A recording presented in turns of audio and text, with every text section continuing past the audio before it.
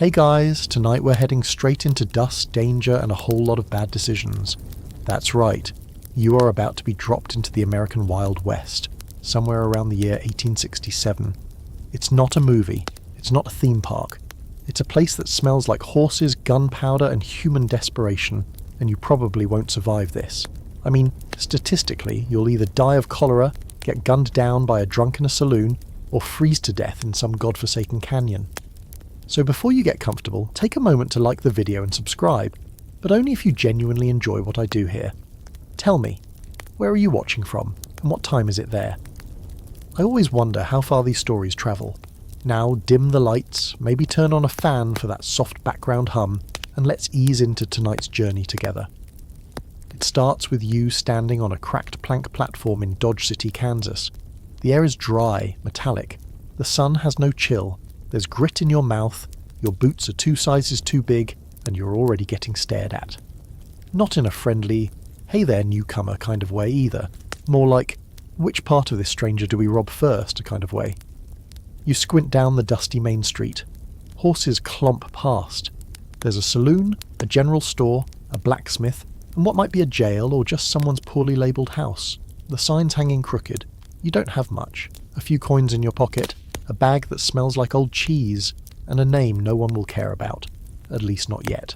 Welcome to the frontier, where everything's up for grabs and death is handing out coupons. You step off the platform and immediately almost get run over by a runaway goat. It's dragging a length of rope and bleating with what you swear is personal malice. Some kid runs after it yelling, "Mr. Buttons, come back!" And you already hate this place, but you can't leave. Not yet. You came here with a purpose. Maybe it's gold. Maybe it's revenge. Maybe it's to disappear so thoroughly no one back east ever hears your name again. Whatever the reason, you're now part of the chaotic social soup that is post-Civil War America. The country's expanding westward like a swollen tick, and you're just one of the desperate little cells fueling the madness. Let's take stock. First of all, this town? It's barely a town. It started as a simple cattle stop, where drovers would bring herds north from Texas. But it grew fast. Too fast. Like a mushroom on a dead log. And with speed came lawlessness. Most folks carry guns openly, not because they're all violent, but because they have to be. The sheriff here, he's more like a suggestion, and he's outnumbered 20 to 1 by guys who think due process is a kind of beef jerky. You make your way toward the saloon because you need information, and maybe a drink, and definitely a place to sit that doesn't smell like manure. The batwing doors creak as you push through. Inside, it's dim, smoky, and loud. A piano plays something almost musical. A card game is in full swing. There's a bartender with a moustache that could block sunlight. He eyes you like he's seen your type before, and your type usually leaves in a box. This is where you learn your first lesson. Talk less, watch more. The locals have their rhythms, their own rules. You spot a woman with a shotgun slung casually under her table. No one questions it. You see a guy with no ears. Maybe frostbite, maybe a knife fight, who knows? Someone's dog is asleep near the spittoon and nobody dares move it. Everything has its own place. And you? You're not in yours yet. A few coins later, you've got a drink in your hand that smells like varnish and regret. They call it red-eye, and it might be more flammable than potable. Still, it warms your chest and makes the room blur just enough to forget that Goat tried to kill you. A ranch hand at the bar mentions a group heading west tomorrow. Wagon train. Prospectors and traders mostly. You could join, might be safer than staying here, but travel means risk. Bandits, disease, broken wheels, and the ever-looming fear of becoming snake food. Literally. Western Diamondbacks are no joke. Now let's take a quick breath from your moment of panic and look at some context. The Wild West isn't a single place or time. It's a mythos layered on top of decades of messy, violent, very real history. The 1860s through the 1890s were full of expansion, exploitation, and extreme improvisation. This was not the clean, noble cowboy world of old Hollywood. This was a place where justice was erratic, alliances were temporary, and survival depended on your grit and your ability to spot a liar from 10 feet away. But here's something even weirder. Some scholars argue the Wild West wasn't nearly as wild as we think. Statistically, certain frontier towns had fewer murders than modern-day cities. Dodge City, for instance, at its bloodiest, still didn't rival contemporary crime rates. So, was the Wild West all legend? Or did Hollywood just cherry-pick the goriest bits? Scholars still argue about that. But standing here, boots caked in dust, listening to someone yell about cheating at poker, it sure feels wild enough. Outside the saloon, the sun starts to drop. The sky goes soft orange like a glowing ember. Somewhere a harmonica starts up. It's almost pretty, until someone breaks a bottle and yells something about settling this like men. You take that as your cue to leave. You find a bunkhouse for the night. It's cheap, which is concerning. It smells like mouldy socks, and the mattress is just burlap stuffed with straw and broken dreams. Still, you stretch out on it, grateful to be horizontal. Tomorrow you decide you'll try to find work, or a weapon, or at least some shoes that fit. You're alive, for now, and that, in the Wild West, is saying something. You wake up to someone screaming outside, something about a pig and a stolen hat, and it's not even dawn yet. Welcome to another glorious day in the lawless furnace that is Dodge City. Your back aches like you slept on a pile of bricks, which, in a sense, you did. Straw-filled burlap has no mercy. A rat was definitely watching you sleep last night. Maybe it was just curious. Maybe it was just judging you. Either way, you've survived your first night, which puts you ahead of a surprising number of people. Before you do anything else, you need a name. Not your real one. That won't do. Out here, identities are slippery things. People reinvent themselves faster than you can say Stagecoach robbery. Half the men you meet go by something like One-Eyed Pete or Texas Jim, even if they have 2 working eyes and have never set foot in Texas. So you need a name that sounds like you know your way around a gun, a horse, and a poker table, even if you don't. You test a few out in your head. Dusty McGraw. Sounds like a guy who gets beat up often. Snake Wilson? Too try hard. Jack Iron? Okay, that one has some grit. Strong, simple, slightly dangerous. You try it out under your breath. Name's Jack Iron. Not bad. If someone hears it, maybe they'll hesitate before shooting you. Maybe. It's the Wild West. You'll need more than a cool alias to stay alive. Now comes the harder part. Backstory. If someone asks you where you're from, what do you say? Kansas City. Too close. People might know someone there. You pick Arkansas. Nobody asks follow-up questions about Arkansas. You tell them your family was wiped out in a barn fire and you've been drifting ever since. Tragic. Believable. Just vague enough to be safe. Later that morning, you test out your new identity at the general store. The clerk, a woman with the expression of someone who's seen every flavour of trouble, eyes you suspiciously when you ask about ammunition. "What's your name?" she says, not looking up from her ledger. You clear your throat and go full confidence. Jack Iron. She doesn't blink. That real? Or are you running from someone? Both, you reply, and she smirks. She might actually not hate you. You mark that as a win. Here's the thing about aliases out here. They're not just fun, they're essential. The Wild West is a revolving door of bounty hunters, wanted posters, and folks trying to vanish into the dust. You'll meet men who used to be preachers, doctors, Union generals, now slinging cards or shoveling horse manure under fake names. And women? Don't even try to guess. Some of them are tougher than any man in the territory, running gambling halls or ranches under names like Miss Blaze or Widow Grey. Most folks don't care who you were, only who you are now, and whether you're trouble. One strange fact, some people actually collected aliases like they were merit badges. There was a guy in Arizona who went by 6, different names depending on who he was trying to cheat that week. Billy the Kid himself may not have been born Billy or a kid. Historians still debate it. Was he William Bonney, Henry McCarty, both, neither? Even the law couldn't keep track. That brings up the first of many unsettling truths. Identity was fluid, paperwork was rare, and most lawmen couldn't read too well anyway. As long as no one recognised you, or had a grudge, you were good to go. But if someone did recognise you, and they shouted your real name in a saloon full of drunk men and itchy trigger fingers, well, let's hope you've been practising your draw. Back outside, you start to get the hang of walking like someone who knows what they're doing. Shoulders back, eyes forward. You watch other people as much as you walk, memorising their body language.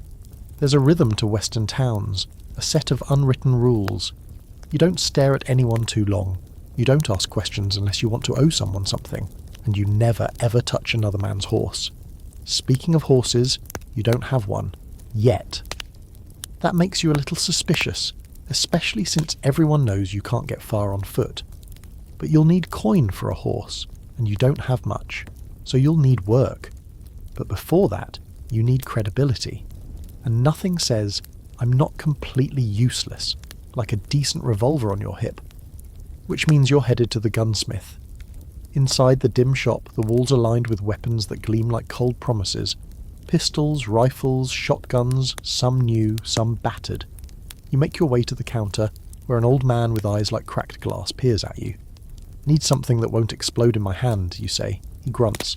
Got a used Colt 45. Doesn't kick much. Might still hit something if you aim sober. You buy it with the last of your coins and leave with a holster that smells like mould and tobacco. It hangs heavy on your hip. Real heavy. The weight changes how you move, and people notice. A kid stops to stare. A cowboy nods respectfully. Suddenly, you're not just some idiot stranger. You're Jack Iron, a man with a story and a sidearm. Of course, now that you've got a name and a weapon, people expect you to use them, and that's where things get complicated. You get your first test in the afternoon. You're nursing a watered-down beer at the saloon again, your safe space now, if you can call it that, when a tall man in a filthy duster slams his drink down beside you. He smells like old beef and wet leather. His moustache could qualify as a small mammal. He looks you up and down. Don't think I've seen you round here, he says. You look at him and keep your tone even. New in town. You got a name? Jack Iron, you say. He chews that for a second, then smiles, but not in a friendly way. Funny, I knew a fella once went by that name. Died screaming under a wagon wheel. Your fingers twitch toward your gun without meaning to. He watches, amused. Then he laughs and slaps your back hard enough to nearly knock you off your stool. Relax, partner, just messing with ya. You force a chuckle, but your heart's doing a panicked tap dance in your chest. The man saunters off, laughing to himself. Lesson learned. Out here, everyone's testing you. All the time. You don't have to win every test, but you sure as hell can't fail too many. That night, you sit outside the bunkhouse watching the stars come out. The sky's impossibly wide. You're not sure if this is the start of something or just a slow tumble toward disaster. But you've got a name, a gun, and a plan to stay breathing. And out here, that's more than most. You wake up sore again, nothing new, but this time it's with purpose. You've got a name, you've got a sidearm, and now it's time to start looking like someone who belongs here. Because out in the Wild West, how you look might just save your life. Dress wrong and people take you for greenhorn prey. Dress right, and they might just think twice about robbing or recruiting you. So the first step of the day? You need to shed that sweaty shirt you arrived in. It smells like mildew and bad choices. You head to the general store again, passing a few cowhands along the way, all wearing layers of dust and leather like armour. You catch glimpses of them sizing you up, scanning your boots, your belt, your hatless head. Yeah, you need a hat. Badly. Inside the store, the same steely-eyed clerk from yesterday nods at you. More recognition in her eyes this time. You looking to play cowboy now? She asks with a dry chuckle. You give her a tired smile. Trying to survive long enough to look the part. She waves toward the back. Got some used gear. Nothing fancy, but it won't fall apart the first time a cow sneezes on you. You find a battered, wide-brimmed hat that doesn't smell too bad. A canvas shirt that's only lightly blood-stained. Probably not yours. A pair of sturdy suspenders, and, glory be, some pants that don't sag around your ankles like you're a child playing dress-up. The boots are the tricky part. Most are too big, too small, or smell like someone died in them. But you settle on a scuffed pair that hug your feet just right. They make your walk sound different, heavier, more certain. Your reflection in the cracked mirror near the door gives you pause. You actually look like someone who might shoot back. There's even a bit of swagger there. Carefully manufactured, of course, but swagger nonetheless.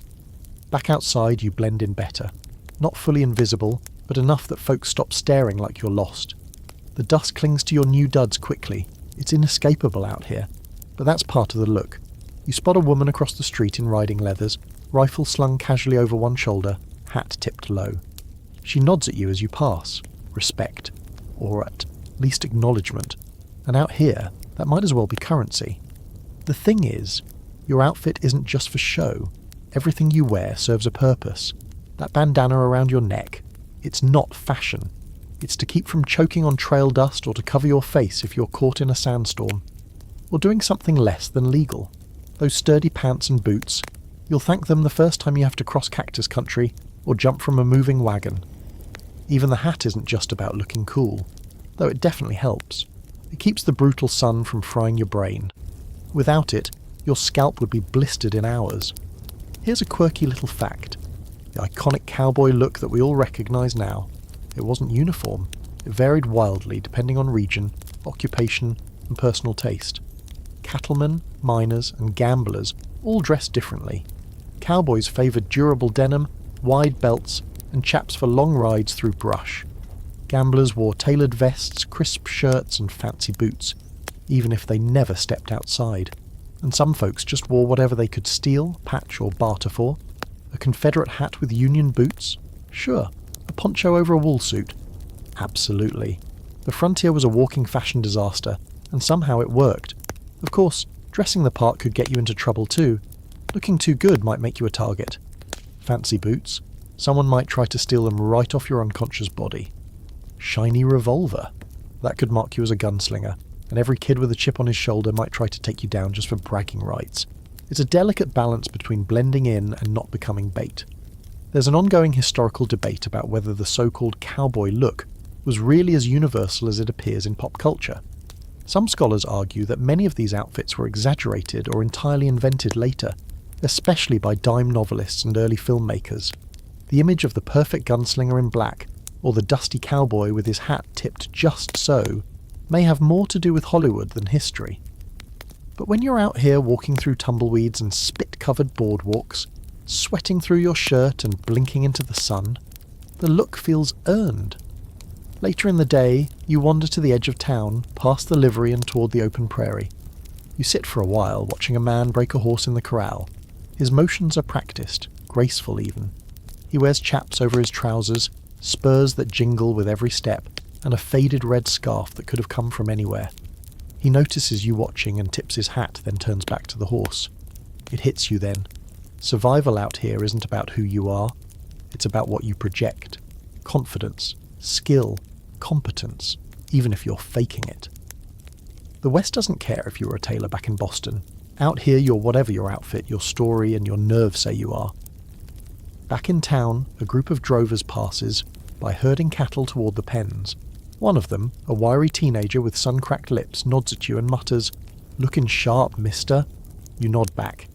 Internally you're fist-pumping. You're starting to pass as one of them. As the sun dips and shadows stretch, you make your way to the saloon again. This time, you walk in with purpose. You catch your reflection in the window, jack iron, frontier wanderer, survivor, and maybe, someone to watch out for. People glance at you, then look away. No one questions you.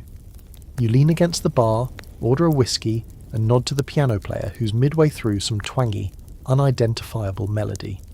The bartender refills your glass without comment. You notice a man nearby wearing a long black duster and a bowler hat, an odd choice for the climate. His eyes flicker toward you briefly, then return to his drink. He's sizing you up too. That's fine. Let him. You're no longer the weird stranger in threadbare clothes. You're someone with a name, a gun, and now a look to match. The barkeep slides a worn deck of cards your way.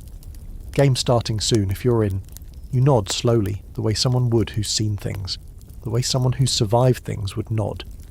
You might not know the rules yet, but you'll fake it till you do. The first thing you notice when you slide into your seat at the poker table is that everyone else already knows each other. The second thing you notice is that one of them is definitely cheating. The third thing, that your new revolver suddenly feels much heavier on your hip than it did this morning. The table is scuffed and sticky with years of spilled drinks and worse. 4 men and 1 woman sit around it, all giving you that same look. The one that says, "Who's this joker, and how fast can we take his money?" You nod politely, adjusting your hat, trying not to look like a newborn calf. The dealer, a wiry old guy with sunspots and exactly 4 teeth, flicks cards with a speed that's almost supernatural. Your first hand is garbage. You fold before anyone can fleece you. The second hand is better, 2 pair, low, but you still lose to the woman across the table who lays down 3 queens like she was born with them. She smiles at you with precisely zero warmth. By the third hand, you start to realise how things work. The man with the eye patch is giving subtle signals, scratching his nose at certain cards, tugging his ear when someone bets high. He's partnered with the guy beside him, a younger man with nervous fingers and a smirk too smug for someone who smells like week-old stew. A cheat, and a bad one at that. You'd call them out, but you're new here, and the last thing you want is to start a brawl over 5-cent chips. So instead, you play along. You fold when it's smart, bluff once just to test the waters, and win a small pot on sheer luck. Enough to break even. Enough to show you're not a complete fool. Now let's talk hardware. Everyone at this table is armed. Some wear their guns openly, others keep them tucked in shadows under jackets or bolted beneath the table. The woman with the queens. She's got a small derringer in her boot. You catch a flash of it when she crosses her leg. The eye patch guy has a battered Navy Colt on his belt. Yours, the used Colt 45, sits comfortably at your side, holstered low so you can draw it fast. Or at least that's the theory. Because here's the thing, owning a sidearm out here isn't the same as knowing how to use it. You're going to have to learn. Fast. Later that evening, after the game wraps and you walk away with a modest pile of coins and your pride intact, you find yourself out behind the saloon with a few empty bottles lined up on a fence post. The alley smells like old beer and horse sweat. The stars are just coming out, poking holes in the indigo sky. You draw your revolver slowly, deliberately. The grip is worn, but it fits your hand better now than it did this morning. You take aim at the first bottle, trying to remember what little you know. Square your shoulders, don't jerk the trigger, exhale slowly. You miss, badly. The second shot clips the post. The third one actually hits. Shatters the bottle into sparkling pieces. You grin like a maniac, surprised, maybe even a little proud. Here's your historical fact of the day. Most folks in the Old West weren't sharpshooters, not even close. Those legendary gunfights you've seen in movies, almost all fiction. Actual gunfights were usually messy, chaotic, and over in under 10 seconds. People missed all the time, guns jammed, nerves betrayed steady hands. Half the time, no one could even tell who fired first. One quirky truth. Revolvers back then weren't as reliable as modern folks like to imagine. Black powder fouled them up quickly. Sights were rudimentary. Recoil could throw off your next shot unless you had wrists made of the oak. And some folks didn't bother with the 6th chamber, leaving it empty in case of accidental discharge. That's right. Old-timers were basically walking around with 5-shot revolvers, just to avoid blowing off a thigh in their sleep. And there's still some debate among historians about just how common gun ownership was. Yes, it was widespread. But contrary to popular belief, not every single person was armed all the time. Some towns even had ordinances against carrying weapons inside city limits, Tombstone being a famous example. Did people follow the rules? Sometimes, when it was convenient. Out here in Dodge, though, open carry is the rule, not the exception. And if you can't shoot, someone else will gladly shoot for you. At you, that is. You spend another hour practicing, slowly, methodically.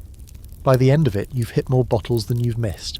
Barely. Your ears are ringing, your hand stinks of burnt powder, and your face is sore from grinning at every lucky hit like a kid discovering fireworks. A voice behind you makes you jump. You shoot like you're trying to scare ghosts, says a woman leaning against the wall, watching you with her arms crossed. It's the card shark from earlier. You try not to look embarrassed as you holster your gun. First day with a real piece, you admit. She raises an eyebrow. Looks like it. You're lucky no one's challenged you yet. Challenged me, she chuckles, dry and humorless. A new face, armed but unproven. That's catnip for bored cowhands. Don't let them draw you into some dumb showdown just to test your steel. You nod, heart still thudding from the surprise. She pushes off the wall. Next time, aim lower, centre mass. Unless you're just trying to impress bottles. And with that, she vanishes back into the saloon like smoke. You stand there for a long moment. The night is cool. A coyote howls in the distance. You don't feel quite like prey anymore, but you're not a predator yet either. You tuck your revolver away and walk back toward your bunkhouse under a sky wide enough to swallow regrets. Your boots scuff the packed dirt. You walk like someone with a bit of dust on their boots, a bit of knowledge behind their eyes, and a weapon that, while imperfect, is yours now. And that makes you dangerous. Or at least getting there. You wake to the sound of someone coughing like they're about to bring up a lung. Not just a little morning throat clear either. This is the kind of rattling hack that suggests something's gone deeply wrong inside their chest. It's coming from the next bunk over, where a rail-thin man with sunken cheeks is curled up in a wool blanket that looks older than the railroad. He's not going anywhere today, maybe not ever again. Damn consumption, mutters the old guy on the other side of the room, chewing on a toothpick like it's a moral decision. Or maybe dysentery, can't tell these days. That right there? That's your real enemy out here. Not bandits, not outlaws. It's disease. Specifically the kind that travels faster than a stagecoach and kills you slower than a bad poker streak. And if you think being armed to the teeth makes you tough, try fighting off a gut full of cholera with nothing but whiskey and wishful thinking. You pull on your boots, doing your best not to breathe too deeply. The bunkhouse smells like wet wool, mould, and regret. A man died here 2 nights ago, quietly, in his sleep. Nobody moved the body until morning, not because they didn't notice, but because honestly nobody wanted to touch it. Out on the boardwalk the day is already heating up. The sun feels like a punishment. You watch flies swarm around a pile of horse dung in the street, and it hits you. Nothing is clean out here. Nothing is sterile. The West is a perfect breeding ground for every bacterial nightmare known to man. Bad water, spoiled food, cuts that fester faster than you can say tetanus. It's a miracle anyone survives more than a month. You pass by the town doctor's shack. It's not a proper building, just a lopsided cabin with a cracked window and a hand-painted sign. Dr. C. Pendergast. Healer, bloodletter, dentistry. The dentistry part is underlined 3 times, like he's really proud of that skill. There's a bucket of cloudy water out front and a line of patients who all look like they've been hit by various forms of disaster. You stop, curious. A man stumbles out clutching his face in a bloody rag. He grins at you, well, gums at you, and says, "Ain't had a toothache in years." You nod politely and take 3 large steps backward. Let's get real for a second. Frontier medicine was a gamble at best, a death sentence at worst. Most so-called doctors had minimal training. Some got their credentials from mail-order catalogues. Treatments ranged from bleeding you with leeches to giving you arsenic tonics to straighten out your humours. You've got a headache? Here, try some laudanum. Fever? Let's apply a hot poultice and hope the spirits are kind. Shot in the leg? Well, let's saw it off and give you a bottle of whiskey to scream into. True fact. Anesthesia was a luxury, and sterilisation, practically science fiction. Instruments were often reused without cleaning. Surgeons might go from autopsy to childbirth without so much as wiping their hands. Infection was a given. You got sick, you prayed, you drank, and you updated your will. You make your way to the bathhouse, if you can call it that. It's a shed with a copper tub and a sign that says hot water extra. The owner, a beefy man with no visible neck, charges you a quarter for the privilege. He pours you a bucket of lukewarm water and hands you a bar of soap that smells like pine and regret. The bath feels like heaven, though. Steam rises in the air, curling around the cracks in the wooden walls. You scrub off layers of grime, not just from yesterday, but from a dozen sleepless nights, endless dust storms, and the general horror of travelling west. You even scrub your scalp and behind your ears like your mother once told you to. When you step out, you feel almost human again. Still, you know it won't last. Cleanliness is temporary out here. There's no running water, no sewer system, and only the wealthiest places even think about indoor plumbing.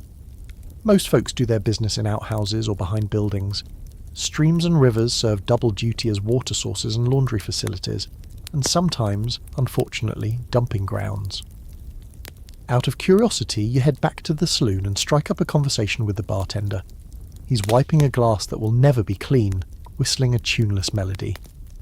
"Anyone around here ever actually recover from something?" you ask. He snorts. "Sure, once or twice. Had a fella get shot in the gut last spring. We all figured he was a goner. Doc poked around in there with a spoon or something. Damned if. The guy didn't pull through. Drinks here every Tuesday now," you nod, impressed. "Miracle?" "More like dumb luck. And a liver made of steel." The bartender leans in. "Best advice I can give you. Don't get hurt, don't get sick, and don't eat the stew from that shack near the livery. Saw a man hallucinate a conversation with his dead horse for 3 hours after." He grins, and you're not sure he's joking.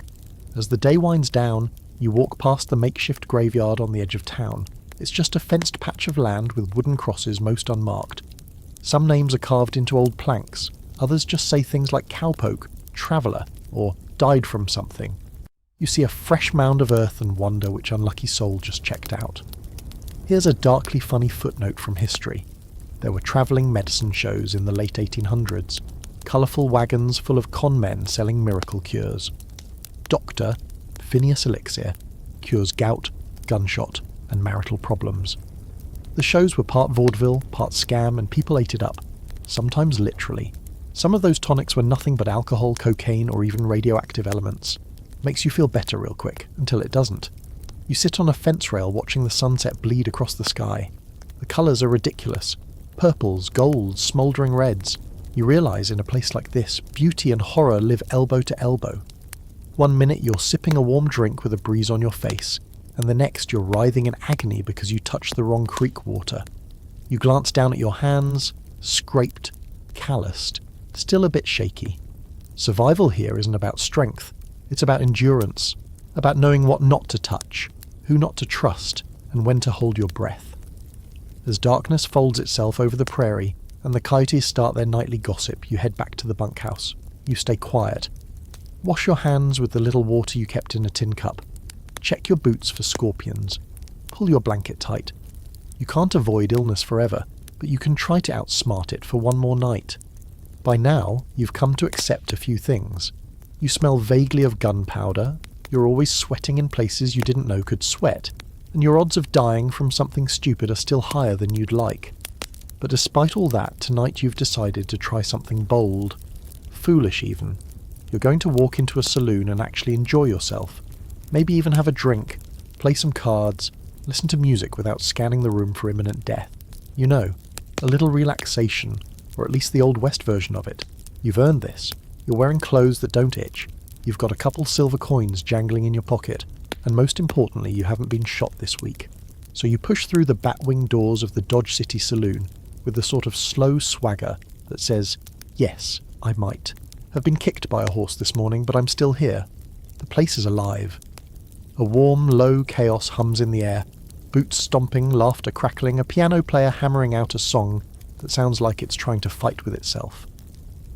A group of cowboys leans heavy against the bar, two of them arguing over who cheated who at a previous poker game. In the corner, a woman with feathered hair and a voice like bourbon is singing something slow and sad, and everyone's pretending not to listen too closely. You weave through the crowd and settle into a stool at the bar. The bartender glances up from scrubbing a glass that clearly isn't getting any cleaner. "What'll it be, mister?" You hesitate. Part of you wants to ask for something simple, like water. But then you remember what happened to the last guy who asked for water in a saloon. They still haven't found his hat, so instead, you ask for whiskey. That's the go-to. That's the drink that says, "I belong here and I don't mind going blind." He pours a measure into a cracked glass and slides it your way. You sip. It burns. Not like fire, more like regret distilled into a liquid. You cough once, loudly, and immediately regret it as a few nearby patrons turn to look at you. You nod, like that was totally intentional. "Smooth," you wheeze. One of the cowboys down the bar snorts. "City boy," he mutters to his friend. You're tempted to say something, but you catch a glimpse of the gun hanging low on his hip, worn like it's been used plenty. So you go back to sipping your whiskey and pretending to enjoy it. Here's the thing no one tells you. The saloon isn't just where you drink, it's the social hub. The courthouse, the job board, the town newsletter, and occasionally the battlefield. Everything runs through this place. You want to know who's looking for ranch hands? Check the saloon. Want to hear who got shot outside the blacksmith's last night? Saloon. Need to find a guy who knows a guy who can forge papers? Definitely the saloon. They serve drinks, sure, but they also serve gossip, danger, and occasionally a punch to the teeth. Across the room, a card game is starting. You watch the players shuffle into place, some familiar faces from the other night, a few new ones. One of them has a scar that runs from his ear to his chin, like someone tried to erase his face with a knife. Another wears all black, clean cut, too clean. You clock him as either a preacher or a killer, possibly both. The piano player starts something more upbeat, something ragged and fast that makes boots start tapping, and one old man jump up to dance with a barmaid half his age. Everyone cheers. You find yourself smiling, despite your survival instincts whispering that joy is just a distraction from incoming doom. Let's step back for a moment. Historically, saloons were the glue of frontier life, but not just for men. Women too played significant roles here. Some were entertainers. Some owned the saloons outright. Many were sex workers, yes, but they often wielded more power and autonomy than you'd expect. Some even made small fortunes, bought land, built businesses. The frontier blurred the lines of social class and gender in strange, surprising ways. Now you may think saloons were rowdy free-for-alls where everyone was just one drink away from a duel. And sometimes, yeah, they were. But many had rules. No spitting on the piano, no shooting indoors unless the other guy shot first. Some even had bouncers, usually giant, silent types with names like Bear or Knuckles. It wasn't pure chaos. It was managed chaos. One quirky truth. Some of these saloons served more than just alcohol. Sarsaparilla, coffee, even hot chocolate made appearances. And gambling? It wasn't just poker. There were dice games, faro tables, and even betting on lizard races. That's right, lizards. Desert boredom makes people real creative. You're 2 sips into your second drink when things get interesting. The doors burst open, classic really, and in stumbles a man clutching his side, blood soaking through his shirt. He makes it 2 steps before collapsing face first onto the floor. Everyone goes silent. Even the piano stops. For a moment there's just the buzzing of flies and the slow drip of blood onto the floorboards. Then chaos. Chairs scrape, people scramble. The bartender yells for someone to fetch Doc Pendergast. A man kneels beside the fallen stranger, checks for a pulse, then shrugs. Still breathing. Barely. You just sit there, frozen. Not because you're heartless, but because this is the West and this sort of thing happens often enough that it doesn't even qualify as big news. If he makes it, he'll have a scar and a story. If he doesn't, he'll have a grave and a name scratched into wood. Either way, the whiskey keeps flowing. Eventually the excitement dies down. The bleeding man is carted out the back, the piano resumes, and someone pours sawdust over the blood on the floor like that fixes anything. The dancing resumes. The mood somehow recovers. The woman with the feathered hair gets back on stage and starts singing again. Something slower this time. Something that pulls at the parts of you that still remember childhood and hope. And that's when you understand the saloon. It's not about drink or cards. It's about survival in the emotional sense. It's the one place where you can pretend for an hour or two that life isn't teeth and dust and bleeding strangers. It's where you find moments of laughter in between the gunfire and dysentery. You nurse your last drink as the night winds down. You've survived another day. You didn't get shot, scammed, or thrown through a window. That's a solid win in this world. You step out into the cool night, tipsy but alert, boots thudding against the boardwalk. The stars are ridiculous overhead. You're tired, you're alive, and you know where to go for news, drink, and danger. Next time you walk into the saloon, it'll be with purpose, and hopefully not bleeding. You're beginning to learn the rhythm of this place, and that's dangerous knowledge. Because once you get too comfortable out here, that's when someone knocks you flat. Case in point, your morning starts with a rope, a curse, and a very angry cowhand screaming, "That's my damn horse!" Except it's not. It's the same mangy gelding you borrowed. Okay, rented questionably, from a livery boy who might have been 12 and smelled heavily of turnips. You've barely made it 2 blocks when this barrel-chested man comes barreling toward you like a thunderstorm on legs, fists clenched, shirt already sweat-stained. You dismount slowly, cautiously, arms up like you're about to get baptized against your will. "Look," you say, "I think there's been a misunderstanding." He doesn't want to hear it. His boot connects with your side before you can finish, knocking the wind clean out of you. You hit the dirt hard, tasting dust and something coppery. Your vision dances, and for a second, you're just lying there blinking at the sky, wondering if this is the part where your story ends with a boot to the ribs and a horse dispute. But someone shouts from across the street, a woman's voice. "Randy, enough! That horse has been sitting unsaddled for 2 damn days. You were too drunk to even remember you owned it." The man, Randy, apparently pauses, breath heaving, fist still cocked. His expression shifts slowly, like his brain is trying to solve a math problem. Then he grunts, spits near your boots, and stalks off muttering about damn freeloaders. The woman walks over and offers you a hand. She's got a revolver strapped crosswise to her back, and a scar along her jaw that catches the sun just right. "You always pick fights before breakfast?" she asks. "Only when they offer free dental work," you groan. She snorts and helps you up. "Cow hands," she mutters. Meaner than snakes and half as smart. You brush off your coat, wincing. You'll bruise, but you're alive. Still standing. That's something. Here's the lesson buried under your aching ribs. Cowboys are not the singing moonlight ride types you've been led to believe. They're rough, sunburned, underpaid labourers who spend days in the saddle and nights swearing at each other. And not all of them are friendly. Some are just barely tethered to the idea of civilised behaviour. You want to survive in the West? You need to understand the players. Cowboys, rustlers, drovers, vaqueros, they're all cut from similar cloth, but the stitching varies, and knowing the difference can save your hide. Cowboys, for instance, are hired hands. They move cattle across long distances, usually on massive drives lasting weeks or months.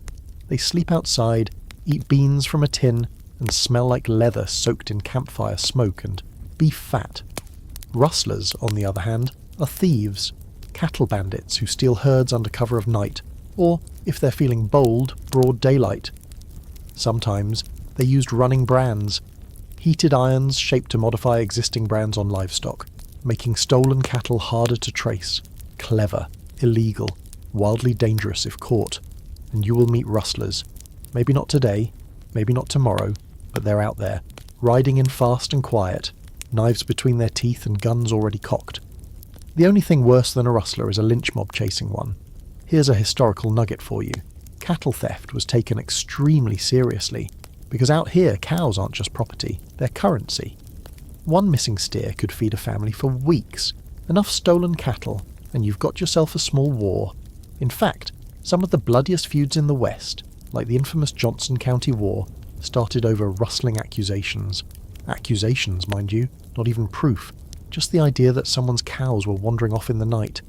You spend the rest of the day trying to avoid large men with short tempers and long memories. You stick to the alleys and back lanes of town, watching everything. You see a group of cowboys ride in with a herd, dusty and exhausted. They head straight for the saloon, boots clinking with every step. One of them is singing, loudly, badly. Another carries a rifle like it's a second limb. You hear later that night they tore the saloon apart over a spilled drink, broke 2 tables, started a fire, and then blamed the piano for being in the way.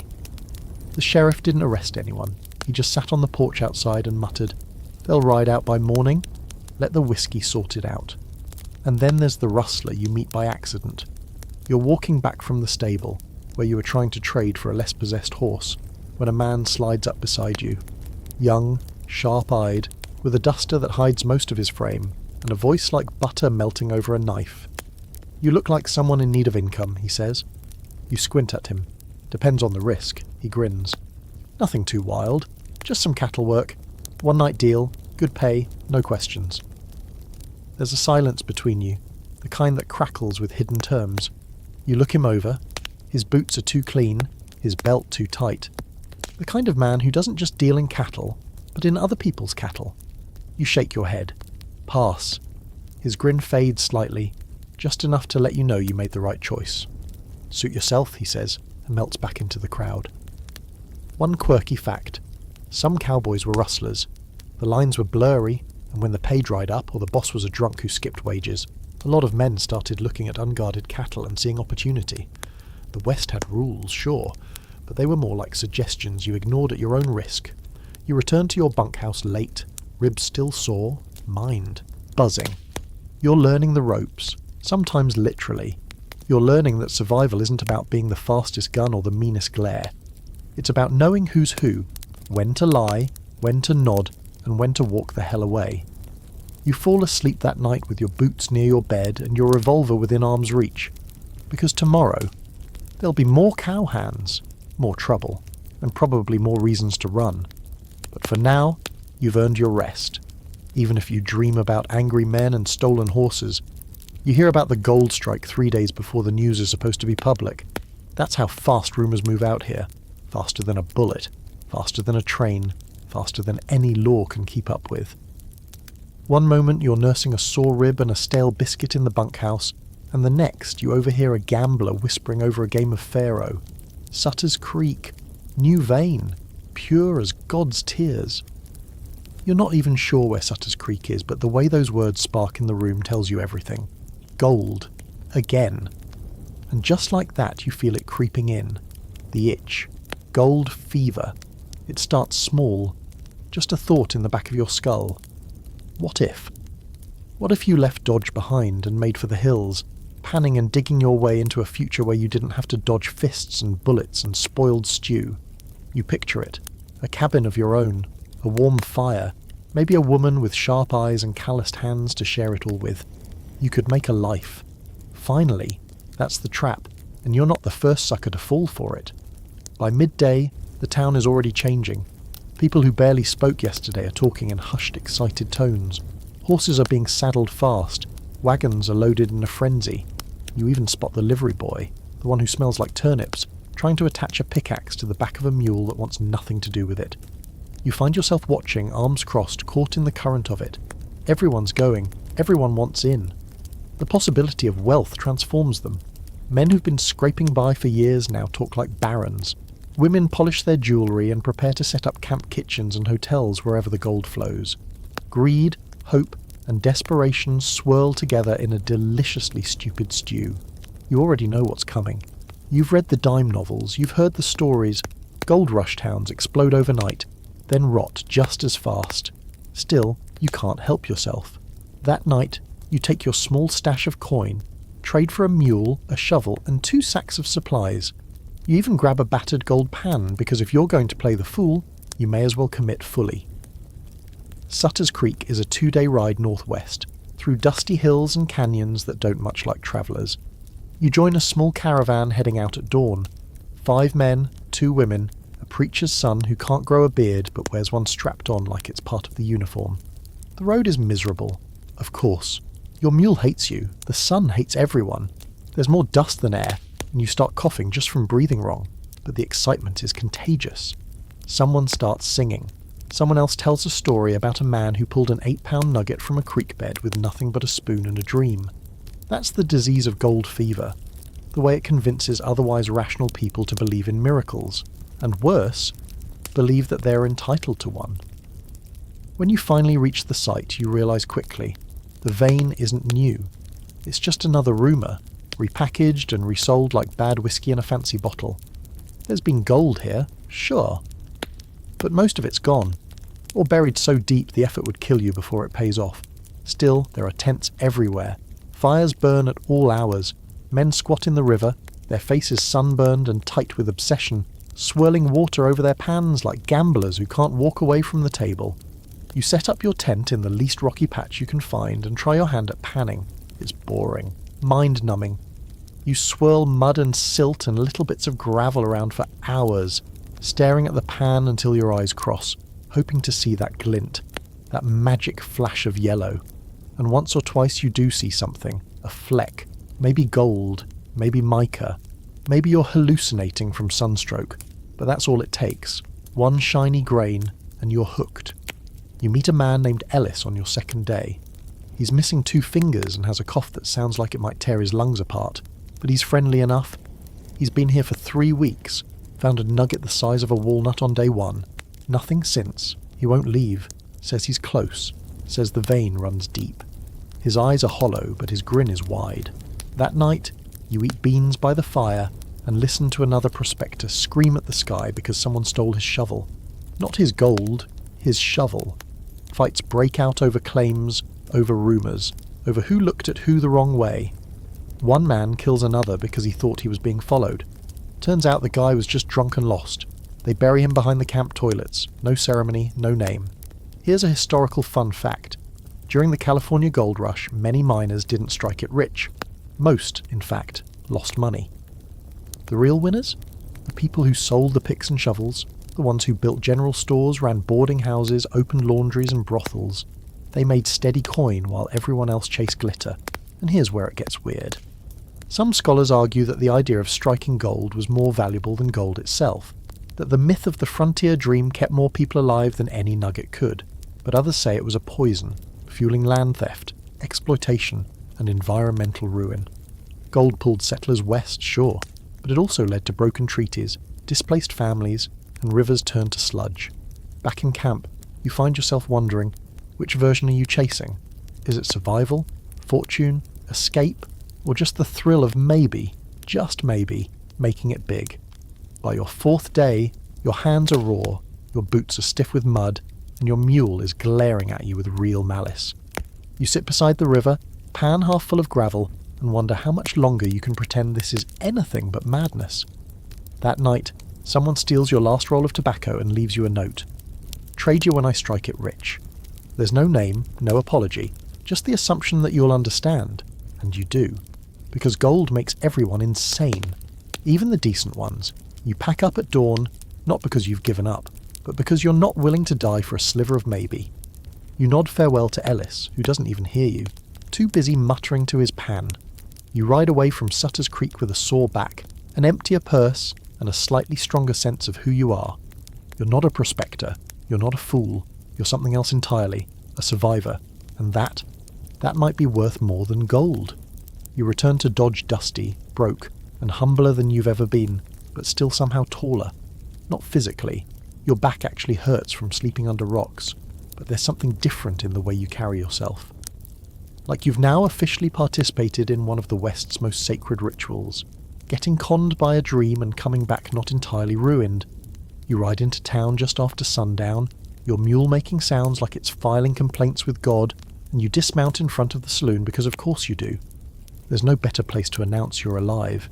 Inside, the familiar haze of sweat, cigar smoke and cheap whiskey hits you like a wall. You step through it like a man returning from war, which, in a way, you are. Except instead of gunfire and cannon smoke, your battles were mostly against stubborn river mud and your own unrealistic expectations. Back already? The bartender asks, not even looking up from polishing the same chipped glass for the third week in a row. Turns out gold's shy, you reply, tossing a single coin on the bar. Too nervous to show itself to the likes of me. He grunts. You're lucky. Fools usually come back in a box, or don't come back at all. You sip your drink slowly this time. No coughing. You're a veteran now, but you're also broke. Again. So, the next morning you do what everyone else with empty pockets and limited options does in a boomtown. You try to find work. Problem is, Dodge is crawling with others in the same boat, and there are only so many bar doors to swing and manure piles to shovel. You hear a tip from a one-eyed gambler about a freight company hiring help. Good pay, he says. Just got to guard the wagon while it hauls valuables from one town to another. Sounds promising, until you get there. Turns out the freight company is a hastily nailed-together shack with a crooked sign that says, Iron Star Deliveries, no job too dangerous. That slogan is not comforting. Inside, a man in a vest that smells like burnt bacon tells you there's a position open, but it involves riding shotgun on a wagon headed into bandit country, the kind of place where people disappear and only their boots get found. Pays $20 for the run. You come back alive. We give you 20 more, he says with a grin full of gold teeth. Not decorative, just actual teeth replaced by nuggets. It's grotesque and weirdly impressive. You need the money, and let's face it, being careful hasn't made you rich yet. You agree. Next morning you meet the driver. Name's Tad. Doesn't say much, just nods and spits like punctuation. The wagon's loaded with crates stamped fragile in red paint, which in this context probably means filled with something someone will kill us for. You ride up front with your rifle across your lap and your revolver within easy reach. The plan is simple. Don't die. The first few miles are uneventful. Dust, cows, more dust. You pass a dead jackrabbit on the side of the trail and think, at least I'm doing better than him. Then, about halfway through a narrow canyon pass, you spot movement up on the ridge. Shadows. 2, maybe 3. And suddenly that sinking feeling in your gut goes from polite tap to full-blown alarm bell. Tad sees them too. Don't look at 'em, he mutters. Just keep your hand near that iron. Sure enough, a shot rings out, then another, then a third. The wagon jolts as bullets punch through the wooden crates behind you. Tad whips the reins and the horses lurch forward, hooves pounding the dusty road like thunderclaps. You duck instinctively, heart hammering so loud you can't hear yourself think. You return fire, badly. Your shots going wide and high, splintering rock but hitting nothing human. One of the attackers rides down into the pass, gun drawn, aiming for your side of the wagon. You don't aim, you just react. The shot connects. The bandit slumps and falls from his saddle, dust swallowing his body. You don't have time to feel anything. Not guilt, not relief. You just keep shooting. Tad swears like a preacher's nightmare and throws a bottle of moonshine at the back crate. It bursts, ignites, and for a moment your wagon is trailing actual fire. The bandits decide maybe today isn't worth the trouble. They vanish into the rocks as fast as they came. Silence returns like a slap. You're still breathing. Your hands are shaking. You don't know how many shots you fired. You just know the wagon's still moving, and so are you. Back in town, Tad doesn't say much. Just hands you a pouch of coins and a nod. You shoot like hell, but you've got grit, he mutters. Could use that. You take the money and try not to count how many people you saw die or nearly die this week. Later, you sit on the boardwalk, counting. Blisters and blessings. You still don't know what was in those crates. You probably don't want to, but you're alive, and that counts for something. Let's talk about boomtowns for a second. Places like Dodge, Deadwood, Virginia City. They blow up fast, sometimes in weeks. One rich strike and suddenly you've got 50 saloons, 10 brothels, a few churches, and a newspaper that mostly prints lies. Everyone's trying to make money. Not just miners, but hucksters, gamblers, cooks, criminals, and undertakers, especially undertakers. And when the gold dries up or the railroad skips town, boomtowns become ghost towns. Fast, like tumbleweed through a keyhole. People vanish overnight, leaving behind nothing but empty whiskey bottles and broken dreams. Some towns died so quick they never even got around to building a jail, just graves. Quirky fact. During the height of some gold rushes, you could buy a pickaxe in the morning, dig a hole by noon and be broke by dinner. Most boomtown shops charge 10 times the usual price for basic supplies. Eggs could cost more than bullets, and bath water liquid gold. You lean back, watching people pass. Some are new arrivals, wide-eyed, hopeful, easy marks. Others are hardened like you, moving carefully, always looking. You catch your reflection in a saloon window. You look older, sharper, a little more dangerous. You're not rich, not yet. You're not out of trouble either. But you're no fool anymore. Not just some greenhorn fresh off the wagon. You've been to a boomtown and made it out breathing. That puts you ahead of a lot of folks. You wake up coughing and gasping and thinking maybe your lungs have finally decided they're done with this whole Wild West business. It's just smoke, though. Thick, bitter, wood-burning smoke curling in through the cracks of the bunkhouse wall. You sit up, already regretting it, and rush outside barefoot, shirt halfway on. No one's screaming, so you assume the world isn't ending. Yet. The smoke is coming from the edge of town, where someone's shack has caught fire. Again. It's the 4th this month. You jog closer, boots in hand, and watch as neighbours form a sloppy bucket line, passing water from the well with all the efficiency of a drunk centipede. The sheriff is there too, yelling half-heartedly while a man throws a rocking chair out of the burning doorway like it's the family heirloom that'll stop this from becoming a total loss. But while everyone else is focused on the fire, you're focused on something else. A group of men on horseback, maybe 10 of them, sitting just beyond the edge of the smoke like they're watching a play. They aren't helping, they're just there, silent, still, dressed in grey dusters and wide-brimmed hats. One of them has a bandana pulled over his face. Another chews something thoughtfully, eyes hidden behind gold-rimmed glasses. It's the kind of moment that makes your instincts tap you on the shoulder and say, something's wrong.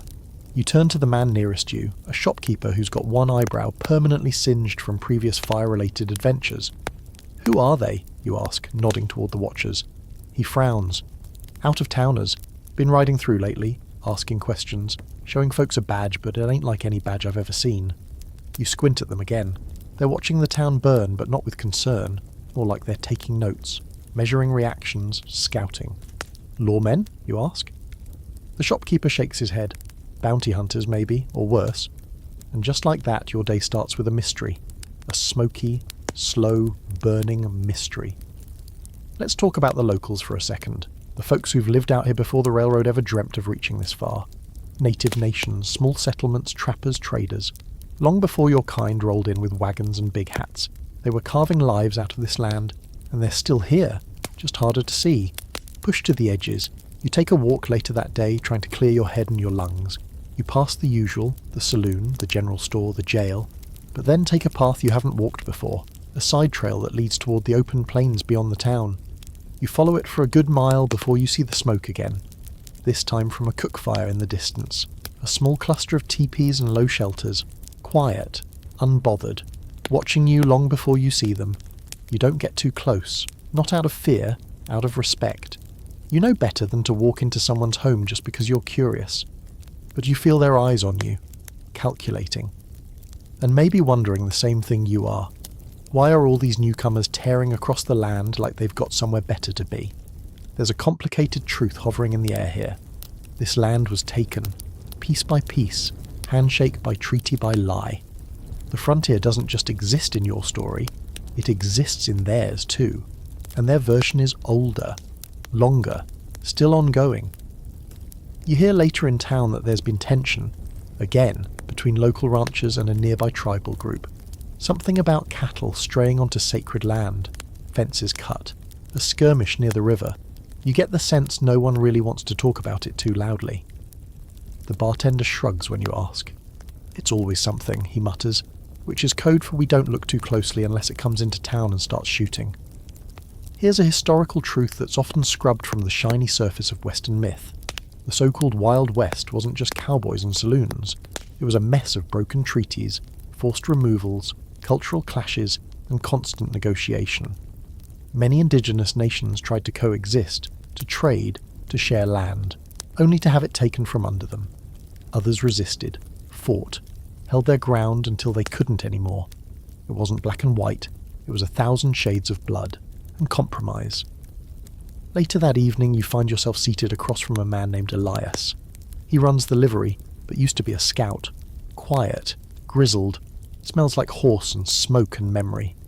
You ask him about the grey-coated men watching the fire this morning. They're not here for the town, he says slowly. They're here for who's in it. You narrow your eyes. Meaning?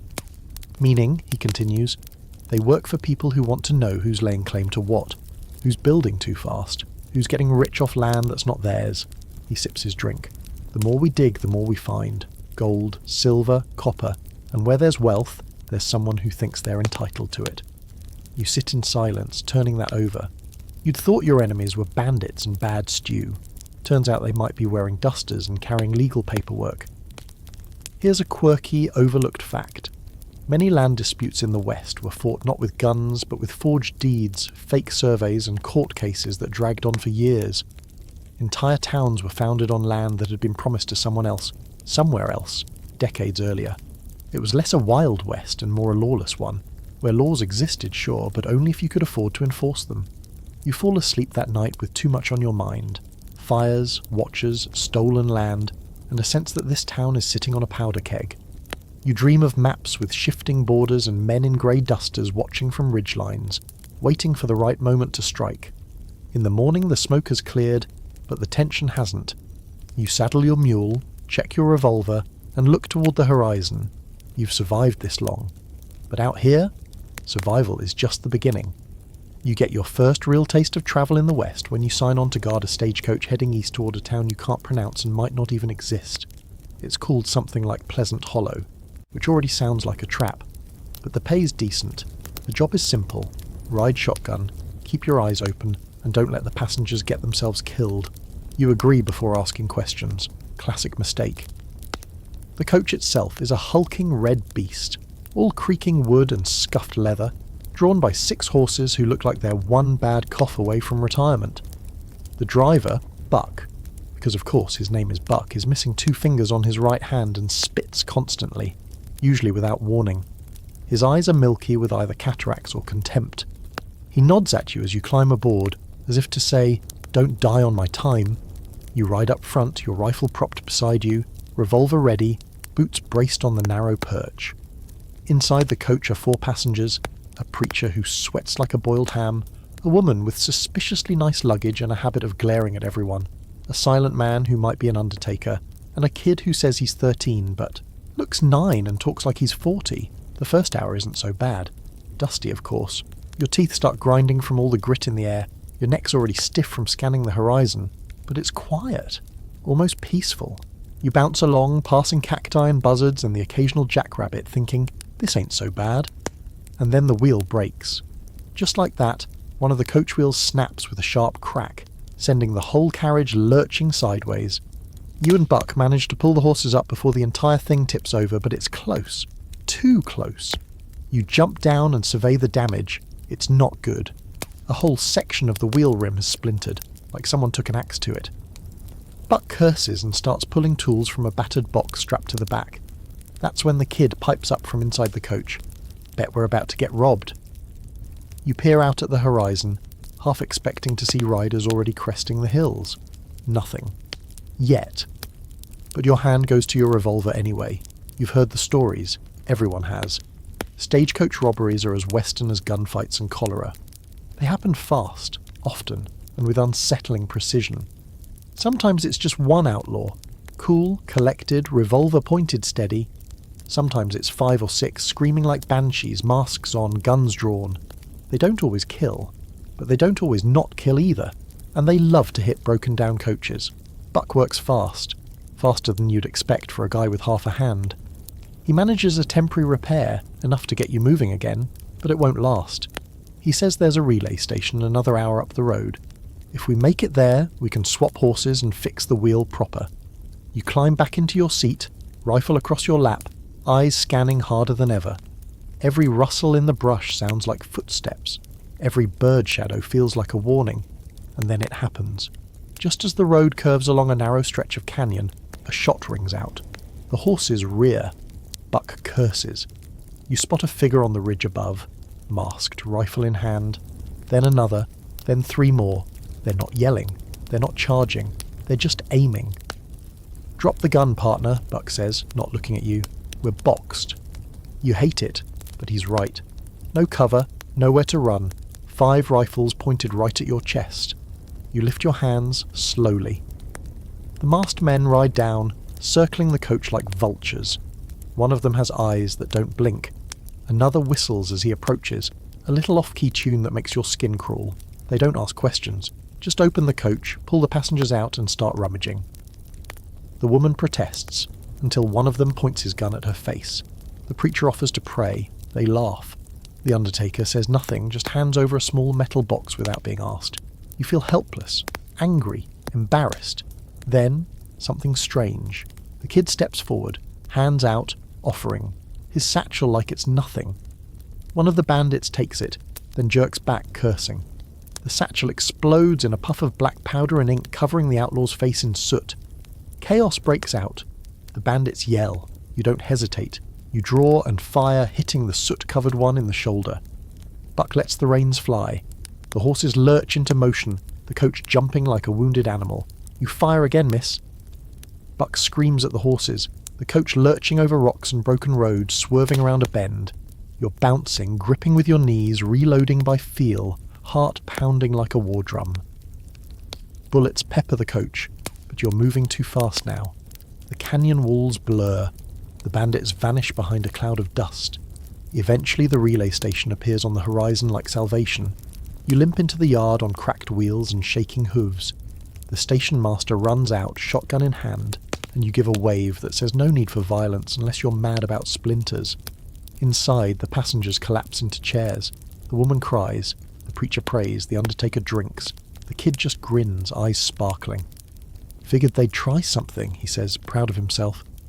You shake your head, equal parts impressed and horrified. Here's a historical truth. Stagecoach travel was the lifeblood of the frontier, but it was slow, risky, and wildly uncomfortable. Routes could stretch hundreds of miles across deserts, mountains, and rivers. Drivers were chosen for grit and endurance, not conversation skills. And robberies? Oh, they were common. So common that Wells Fargo offered rewards just for catching the horses of known robbers. And the weirdest part? Some bandits became folk heroes. Take Black Bart, the infamous gentleman bandit. He robbed dozens of coaches, always politely, never harming a soul, and sometimes leaving poems behind at the scene. Historians still argue whether he was a villain or a misunderstood Robin Hood, with a flair for the dramatic. Back at the station, you patch yourself up, eat something vaguely resembling stew, and consider your options. You could keep riding with the coach, but something tells you one good story like this is enough for now. You've survived your first stagecoach run. Barely. And next time, you'll sit inside, let someone else ride shotgun. You realise something around your second week back in Dodge, while sitting alone on the porch of a shuttered feed store, boots up on the railing, chewing a piece of jerky that tastes suspiciously like old boot. You're starving. Not hungry. Starving.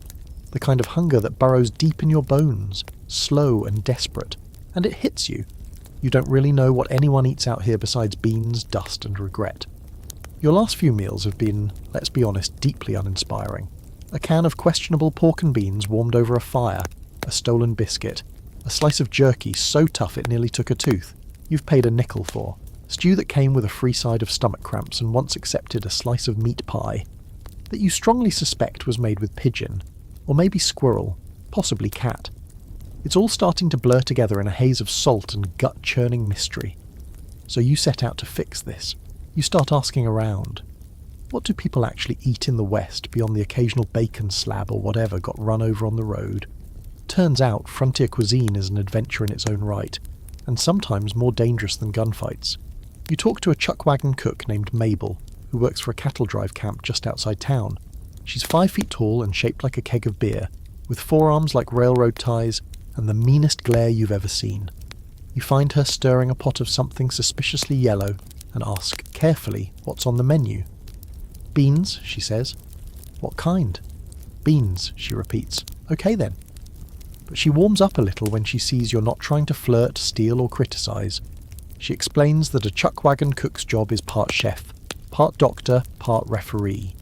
She feeds a dozen men using little more than a fire, a cast iron skillet, and whatever didn't die from disease. Flour, beans, salt pork if she's lucky, and coffee, always coffee. Sometimes the grounds are reused 3 or 4 times. If it's brown and bitter, it's good enough. You ask what's the strangest thing she's cooked. She doesn't blink. Prairie dog stew? Did it taste good? Didn't kill anyone? That seems to be the standard. Frontier meals are about survival, not satisfaction. Salted meats, hardtack, which is less food and more edible rock, cornmeal mush, dried apples. Anything that could survive long journeys and not immediately sprout legs or maggots was fair game. Butter was a luxury. Eggs were rare unless you had your own hens. Milk soured quickly, so folks often drank watered-down vinegar or whatever was available, which in most cases was whiskey. You try cooking for yourself one night, determined to become something other than a man who lives off cans and prayer. You borrow a skillet and some ingredients from a friendly trader, and attempt what's optimistically called cowboy stew. The recipe goes like this. Dump beans in pan, add salt, add more salt, throw in meat if you have it. If not, pretend. Boil until it looks edible or until you give up. It's awful, but you eat it. Twice. Out here, hunger beats pride every time. Still, you're curious, so you start asking other townsfolk what they eat. The saloon offers meals, but they're mostly beer-soaked bread and meat that tastes like it was cooked by someone in a blindfold. The boarding house cook swears by her squirrel gravy. You try it once, you do not try it again. Then there's an old trapper who swears by roasted snake. Tastes like chicken, he says. Everything tastes like chicken, apparently. Even the things that absolutely should not. But here's a quirky frontier truth. Many settlers adopted indigenous cooking methods, out of necessity and eventually respect. They learned to use wild onions, camas root and pemmican, a mix of dried meat, berries and fat that could last for months. Some tribes shared recipes and preparation techniques, especially for game. Others didn't, usually because the settlers had just built over their land, burned down their lodges, or otherwise made themselves unwelcome dinner guests. One day you tag along with a young ranch hand named Eli who says he knows a good spot for hunting rabbits. You figure why not? Beats choking down another tin of beans. You hike out past the edge of town through some low brush until you spot one. Fat, quick, twitchy. You aim, fire, miss by a mile and startle 3 more into bolting. Eli laughs. You shoot like someone who's never been hungry enough. Fair. You eventually bag one after 3 more misses and a long undignified crawl through cactus thorns. Back at camp, Eli skins it with the kind of ease that suggests he's done this more times than he's had birthdays. He roasts it over an open flame, seasoning it with nothing but ash and determination. And you know what? It's not bad. It's chewy, a little gamey. But there's something satisfying about it. Maybe because you earned it. Maybe because it's not beans. That night, you sit around the fire feeling fuller than you have in weeks. Your fingers still smell faintly of smoke and rabbit fat. You feel connected to something, older, wilder. The knowledge that even out here, with all the chaos and death and ridiculous hats, people still find ways to feed themselves, to gather, to live. Historically speaking, food scarcity defined the West more than anything else. It shaped migration, decided battles, drove settlements. Starvation was always just one bad storm or one broken supply line away. You hear stories of whole families surviving winters on pine bark tea and melted snow. And in the darkest corners of history, yes, there were those who didn't survive. The Donner Party comes to mind. You don't talk about them around campfires, it kills the mood. Still, there's something oddly beautiful about frontier cooking. It's creative, scrappy, a form of resistance really. A way to say, we're not dead yet, even if all you've got is a squirrel, a rock-hard biscuit and half a bottle of vinegar. You fall asleep that night with a full belly, for once, and a better understanding of what survival really means out here. It's not just about guns or grit. Sometimes it's about figuring out how to eat something without it killing you first. And if that isn't the most Western thing ever, what is? You don't know cold until you've tried to sleep through a frontier night in the middle of a winter windstorm with nothing but a moth-eaten blanket, a half-dead fire, and a mule that farts in its sleep. It's the kind of cold that burrows into your joints and whispers. You made poor life choices. It turns your breath to mist, your fingers to icicles, and your willpower into something small and sad that hides under your hat. You've made it to winter in the West, and congratulations. It hates you. The days grow shorter, the nights stretch like a bad story. Everything slows down, including your brain. You think slower, move slower, shiver harder. You've never been so aware of your own bones before. Even the sun seems like it's thinking twice before coming out, and when it does, it offers light with absolutely no warmth. Useless. You're working a short-term job fixing fence posts for a rancher who thinks gloves are for cowards. He pays in coins that feel colder than the wind and offers shelter in a barn that's about as windproof as a lace curtain. Your fingers are raw from hammering, your nose has started to bleed randomly, and you've learned that your ears make a strange crinkling sound when they start to freeze. One night the wind screams so loud it sounds like wolves arguing. Your fire refuses to stay lit, and your blanket has all the insulating properties of wet tissue paper. You curl into a ball and fantasize about setting your own boots on fire just to stay warm. By morning you don't feel your feet. At all. You panic slightly, stomp around until the pain returns like an angry debt collector. That's when you realise you need better shelter, or you're going to become one of those bodies they find in spring, stiff as a fence post, still clutching a spoon and a copy of a poorly written Bible tract. You ride into town with your mule trailing behind like it's questioning every choice you've made. The town's half shut down, most businesses boarded up, saloon open on a skeleton crew, church locked with a polite sign that says, "Back when it's safe to walk outside." The wind cuts sideways like it's got something to prove. You duck into the boarding house and pay for a week of relative warmth, which is to say, 4 walls, minimal rat drama, and a shared stove that works when kicked properly. Here's the deal with winters in the Old West. They killed. Quietly. Efficiently. Hypothermia didn't care if you were a lawman, an outlaw, a rancher, or a peddler. Snow could trap towns for weeks. Food ran out. Water froze. People went a little strange. You hear whispers around the bunkhouse about a man who ate candles and another who tried to ride a goat to safety across a frozen lake. The goat made it. He did not. You ask around for tips on surviving the season. A trapper named Holt tells you to dig in like a badger and offers you a blanket that smells like bear and failure. An old widow explains how to stuff dry grass into your boots to stay warm. You try it. It works barely and your socks now have the texture of hay. Here's something weird. Some native tribes adapted to winter with extraordinary skill. They built insulated earth lodges dressed in layered hides and stored dried meats underground. Others migrated seasonally to follow food and shelter. You think about this as you shiver in your thin wool coat and chew on a rock-hard biscuit that's more threat than nourishment. If survival in the West is a game, the folks who lived here first had the cheat codes. But of course settlers didn't listen. They built thin-walled shacks in the middle of nowhere, ignored warnings, and relied on the miracle of manifest destiny to keep them warm. Spoiler alert, it didn't. Thousands froze. Others abandoned their dreams and headed back east, never speaking of the nights they spent burning their own furniture to stay alive. You decide to build something better for yourself. Maybe not a whole cabin, but a lean-to, a windbreak, something that says, I am not going to die in a puddle of my own bad planning. You scavenge wood from the dump site near the edge of town, trade for a few iron nails, and spend the day constructing what can generously be described as a shed with ambition.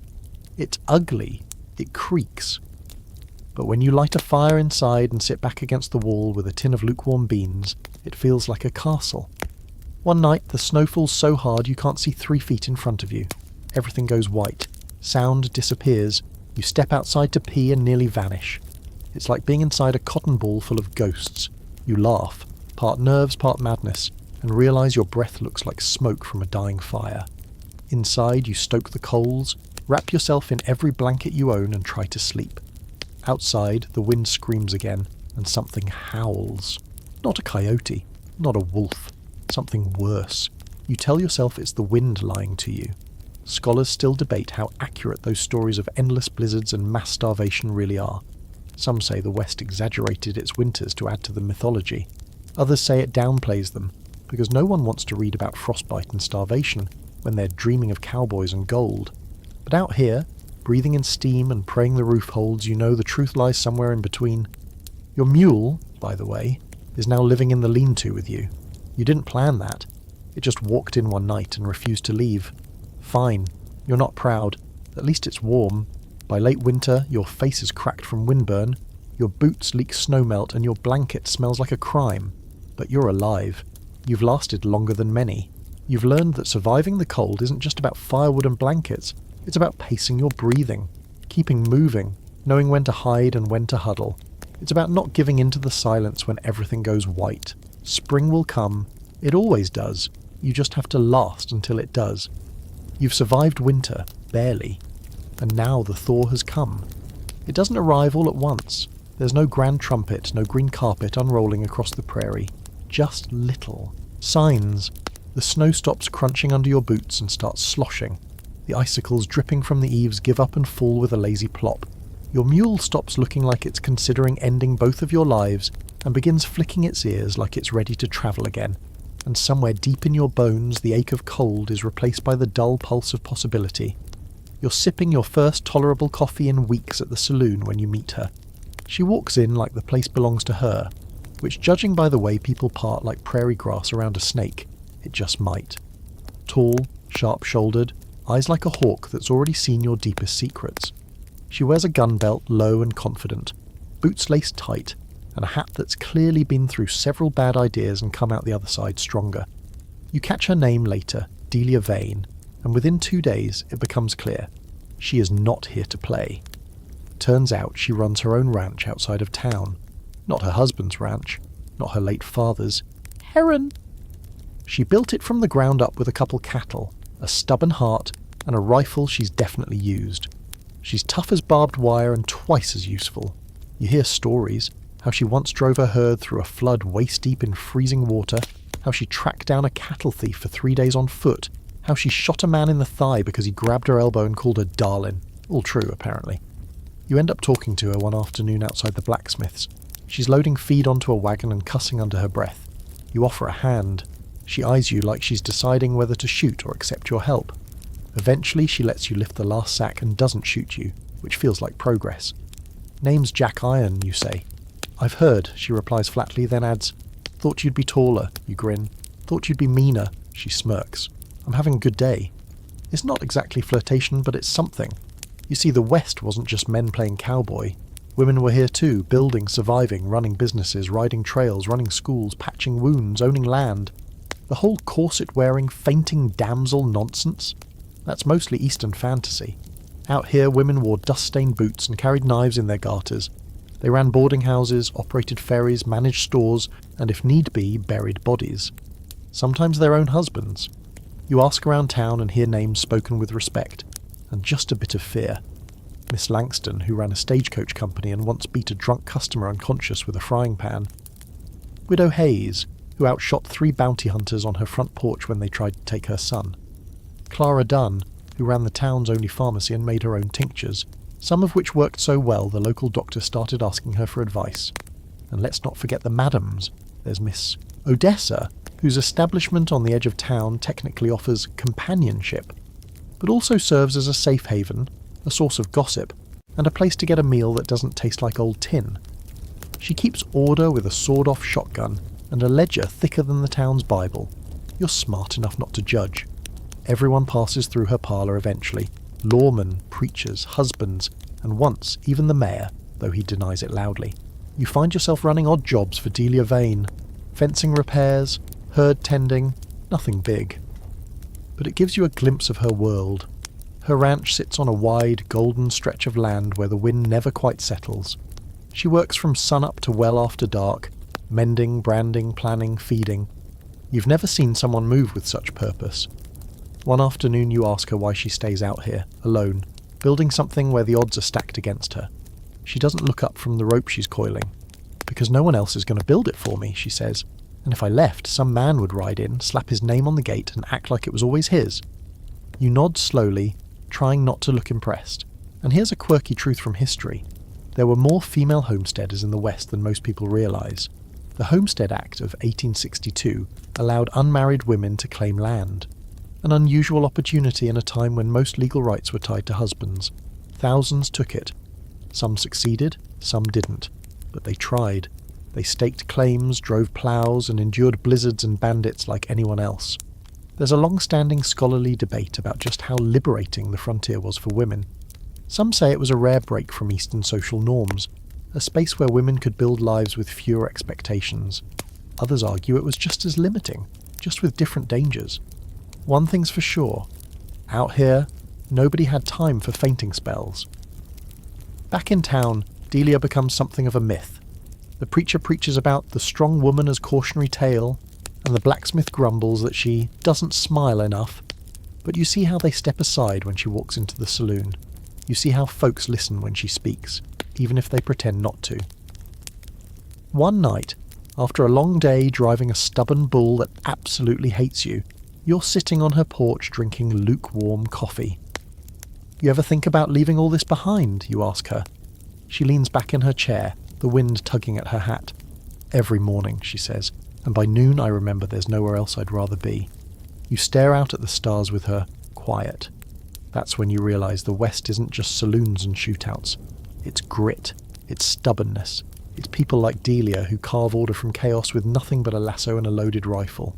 The frontier doesn't care what you are, only what you can do. And out here, the toughest person in town just might be wearing a skirt and packing heat under it. You wake to a sound you haven't heard in weeks. Hoofbeats. Not the casual clomp of a few riders rolling into town.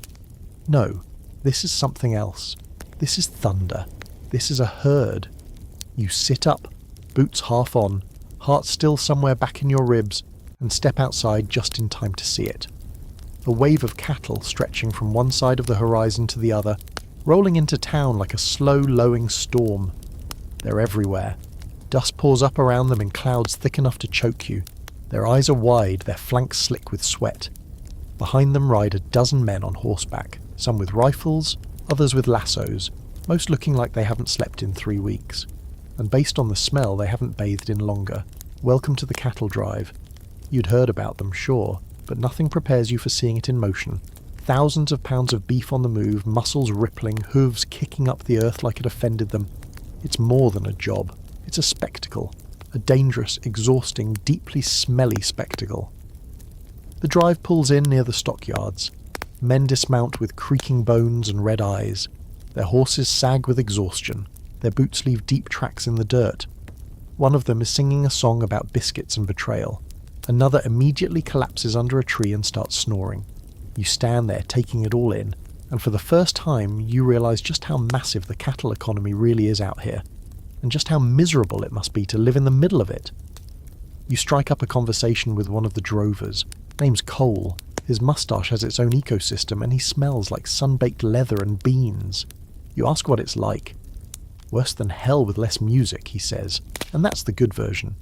You end up riding out the next morning with the tail end of the drive, just for a day, you say, just to see it. Spoiler, one day is more than enough. The trail is misery. The dust never stops. It gets in your eyes, your mouth, your soul. You can't think, can't breathe, can't blink without tasting cow. The herd moves like a living creature, mostly forward, but not always willingly. When one turns, the others follow. When one panics, the others stampede. And when they stampede, they don't stop, which is exactly what happens late that afternoon. It starts with a clap of thunder somewhere out west, or maybe a snake underfoot, or maybe the cows just get sick of being cows. Either way, one runs, then 10, then 200. Suddenly you're surrounded by chaos. They surge forward like a tidal wave of hooves and horns. You yell. Everyone yells. No one hears anything. Cole rides straight into the stampede, yelling something about turning the tide. You sit frozen on your saddle, watching death charge toward you, and then you move. Your horse jumps forward like it understands more than you do, galloping along the edge of the stampede. You grip the reins so tight your knuckles scream. Dust blinds you. You hear a man shout, then vanish under a wall of flesh. You think he might have been the one singing about biscuits. It takes 10 full minutes for the herd to calm, 10 minutes that feel like a lifetime. You pull up beside Cole, who's bleeding from a split lip and smiling like he just survived a knife fight with a grizzly. "Well," he says, panting, "still think you want in on this line of work?" You don't answer. Cattle drives were the lifeblood of the West in the post-Civil War years. Texas had the cows, the North and East had the demand. And in between, 1,000 miles of dust, rivers, storms, and very, very annoyed cowboys. Drives could last months. They crossed rivers where men and cattle both drowned. They moved through hostile territory. They battled bandits, weather, and the worst enemy of all, boredom. Cowhands rode sunup to sundown, watching animals that didn't care if you lived or died. They sang cowboy lullabies at night, slow, steady songs to keep the herd calm.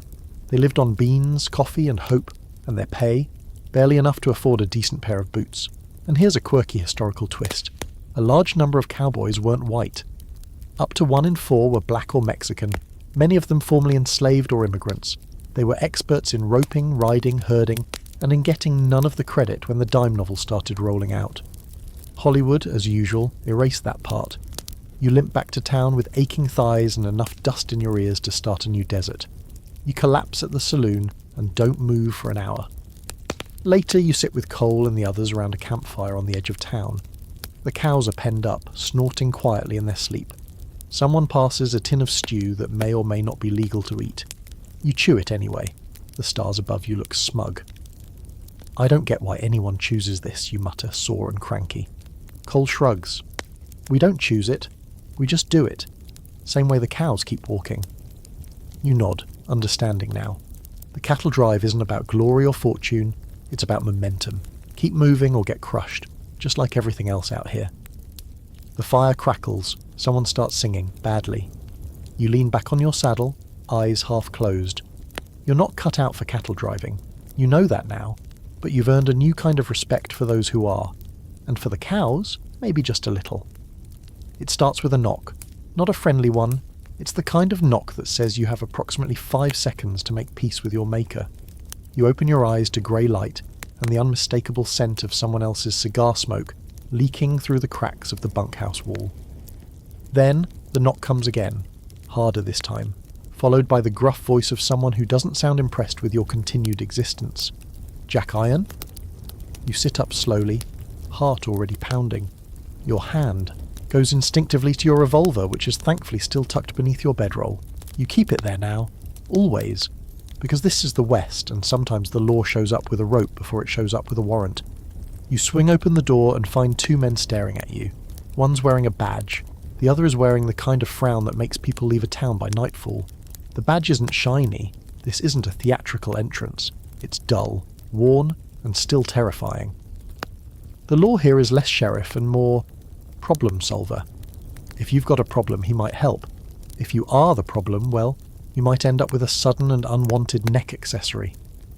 "You Jack Iron?" the badge asks. "Depends," you reply cautiously. "Who's asking?" He pulls a folded piece of paper from his coat and tosses it at your feet. It's a warrant. Your name's on it. Well, a name. The one you've been using. The one you thought was just an alias in a dusty town where nobody checked anything. Turns out someone finally did. "You're wanted for questioning," the lawman says, regarding the incident in Two Forks. You've never been to Two Forks, but try explaining that to someone who already has a rope on their belt and a deputy sharpening a pencil behind him like that's going to help. You're escorted to the jailhouse. It's a single room with barred windows, a crooked door, and a sense of general disappointment. They don't lock you up, yet, but they make you sit. The lawman, Marshal Holtz, you later learn, leans against his desk and watches you like you're a snake he's thinking of stepping on. "You look awful calm for someone with a price on his head," he says. "I think you've got the wrong man." "Maybe," he shrugs. "Or maybe you're a damn good actor." And there it is. The problem with aliases. They work until they don't. You picked Jack Iron because it sounded tough. Turns out someone else thought so too, and they went and shot a man in the face with that name 3 towns over. You try to explain. You tell him you've been in Dodge for weeks. You've worked cattle, guarded wagons, nearly froze to death. You even fixed a fence for Miss Vane, and she'll vouch for you. He listens, sort of. "I'll check it out," he says. "In the meantime, you stay put." You do, mostly because the alternative involves a high-speed chase you're not ready for. You sit on the bench, watching through the dusty window as the town continues without you. A dog chases a chicken. A child cries because someone stole their stick. Life carries on, oblivious. Let's pause and talk about law in the West, or the idea of it. Contrary to popular belief, most Western towns weren't shooting galleries every day. They wanted law and order. They just couldn't always afford it, or agree on what it looked like. Sheriffs were often part-time, underpaid and outnumbered. Judges rode circuits, holding court in saloons or backrooms, deciding life or death in under 5 minutes. And warrants? Sometimes real, sometimes fake, sometimes just suggestions with a signature at the bottom and a strong opinion. Plenty of folks got arrested for crimes they didn't commit, or for having the wrong name on the wrong day. You sit in that jail for 6 hours, long enough to think about everything. The gold you didn't find, the cattle that nearly trampled you, the stew that may or may not have contained actual meat. And the reality that out here, survival isn't just about grit or firewood. It's about not being mistaken for someone who once got angry in a poker game and shot a banker through the head. Eventually the door creaks open. Marshal Holtz walks in with a piece of paper and a look of mild irritation. "You're not our man," he grunts. Relief washes over you like warm coffee, until he continues. "But Jack Iron is wanted in 2 Forks, and your name is Jack Iron. Or it ain't. Either way, change it. Fast. Next town over might not be as forgiving." You nod. "So, I'm free to go. For now." You walk out with your hat low and your heart racing. You've just danced with the law and come out the other side, but you know how close it was. Next time you might not get a marshal with a conscience. Or patience. You stop by the saloon later, shaken but upright. Delia Vane's there, arms crossed, boots muddy. "Heard you almost got hanged," she says casually, sipping her drink. "Yeah, good times." She studies you for a moment. "You still planning to stick around?" You think about it. "Maybe, but I might need a new name," she smiles. "We'll pick something boring, like Earl You Laugh. Maybe too loud. But you're free, and that's worth something. Here's the weird part. Some outlaws wanted to be famous. They shot their way into newspapers, courted legends, made sure their names stuck. Others changed names constantly, burned letters, moved with the wind. The West didn't care which kind you were, just how good you were at avoiding the hangman's noose. That night, you lie awake staring at the ceiling, wondering what name you'll use next time someone asks. You don't know yet, but it won't be Jack Iron, not anymore. You spend the next few days with your head down and your hat lower, trying not to make eye contact with anyone who looks like they might recognize a name you no longer claim. Jack Iron is dead, or at least retired, and you've been testing new ones like a gambler tries out dice. Caleb West, Jed Colton, Thomas Lang. You mumble when you say them, to see which feels the least like a lie. None of them quite fit. You're like a man wearing someone else's boots. They hold together, but they pinch in all the wrong places, and it doesn't help that the streets are humming with tension. You feel it in the way folks glance over their shoulders, in the way the saloon quiets when strangers walk in. Dodge is spooked, and not just by the weather. Someone's been stirring up trouble. Word is, a gang's been creeping through the territory, fast, brutal, and efficient. 3 towns hit in as many weeks. A stagecoach robbed, a general store cleaned out, a sheriff shot in the neck while he was still sleeping off his supper. The name on everyone's lips? Holay Reed. You hear it first from a young blacksmith's apprentice, who says it like he's naming a ghost. "They say Holloway's not right in the head," he mutters while sharpening a knife that doesn't belong to him. "Carries a sabre, not a gun. Just rides up, cuts through men like a windmill in a wheat field. Doesn't talk, doesn't blink." You do your best not to react. Because that name is one you've heard before, whispered in the dark, back on the cattle drive trail, when a cook with a missing ear told tales of a gentleman outlaw, who only showed up when he felt like reminding everyone that safety was an illusion. You know this type, not just any desperado, a desperado with a brand. The kind of man who believes fear is more useful than firepower. The kind who knows that if people tell stories about you, you don't need to rob every town, just enough to keep the myth fed. And now Holloway's riding east, toward Dodge. You try to ignore it, but by the end of the week, you've seen 3 different merchants board up their windows. The banker has suddenly developed a very sincere interest in firearm training, and the sheriff, who's already got one leg shorter than the other from a previous incident, starts carrying 2 pistols and sleeping in his office. And that's when the letter shows up. It's not addressed to anyone. It's pinned to the post outside the jail with a bowie knife, written in sharp, almost elegant script. To the people of Dodge, prepare for an audit. HR. No signature needed, no explanation. Just those initials. You feel the chill pass through the crowd like a ripple in a cattle trough. Even the drunk sober up a little. That night, Delia Vane stops you outside the saloon. You heard? You nod. She tilts her head. You staying? You think about it. Leaving would be smart. Wise, even. Holay Reed doesn't play games, but something inside you says otherwise. Don't know, you say. Depends on what he's after. She studies you. He's after a show. He always is. Delia knows her outlaws. She once shot a man who tried to rob her ranch disguised as a travelling preacher. He'd been missing 3 fingers and a whole lot of moral compass. The next day the town begins to harden. Boards go up. Weapons come out. Even Miss Odessa down at the parlour starts loading shells into a shotgun with a kind of casual grace that makes you wonder where she learned it. You ask around, quietly, about Holloway's crew. Nobody knows their exact number. Could be 5, could be 15. They ride in masks, dressed like travellers. Or merchants until the moment they strike. Their leader's the only one who never hides. The sabre's always out front, that's the signal. If you see that blade glint in the morning light, you'd best be praying. Or gone. There's a tavern keeper up north who swears Holloway once duelled a man for smiling too wide. Another man says he watched the outlaw blow up an entire bridge just to avoid a toll. But there's a debate among the townsfolk. Some think Holloway is just a myth, a collection of stories slapped onto every crime that can't be solved. Others, they've seen the scars. Here's the scholarly debate for you. Was the legend outlaw just a creation of panicked towns and news-hungry journalists? Some historians say yes, an exaggerated villain cooked up by bored storytellers to sell papers. Others say no, that there were real men like Holloway, that the line between myth and man was never meant to be straight. It was meant to scare you, to keep you awake at night, to make sure you stayed inside when the sabre gleamed in the moonlight. You spend the evening patrolling the edge of town with Delia and the sheriff's deputy, a man named Barnes, who insists on chewing licorice while holding a shotgun. It smells like nightmares, but at least he's alert. You walk the perimeter, watch the hills. Try not to think about how outgunned you'll be if Holloway shows up with more than 4 riders. You do the math. It doesn't look good. Think he'll come tonight? Barnes asks. No, Delia replies. He'll come when it rains. You all glance up at the sky. It's clear, quiet, for now.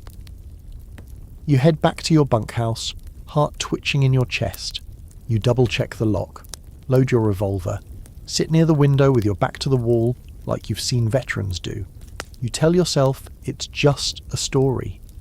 That Holay Reed's just another outlaw with a PR department, but you don't believe it. You fall asleep with your boots on and a sabre gleaming in your mind. Morning comes heavy and slow. You wake with the sun burning through a crack in the bunkhouse wall and your revolver still in your hand, your fingers cramped around the grip like it grew there overnight. You slept, technically, but it doesn't feel like it. More like you blinked for a few hours and the sky moved without your permission. Outside, the town is quiet, but not the good kind of quiet. Not the peaceful, kids laughing in the distance kind. This is the thick quiet. The kind that wraps itself around buildings and people like a noose. Everyone's waiting for something. You can feel it in the air. Even the wind has decided it doesn't want to stir up trouble today.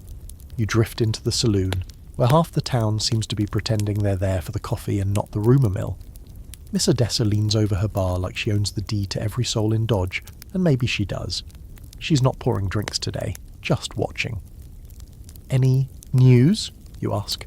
Not yet, she says, but he'll come. You nod and take a seat at an empty table near the back where your back's covered and your view's wide. The piano player isn't playing.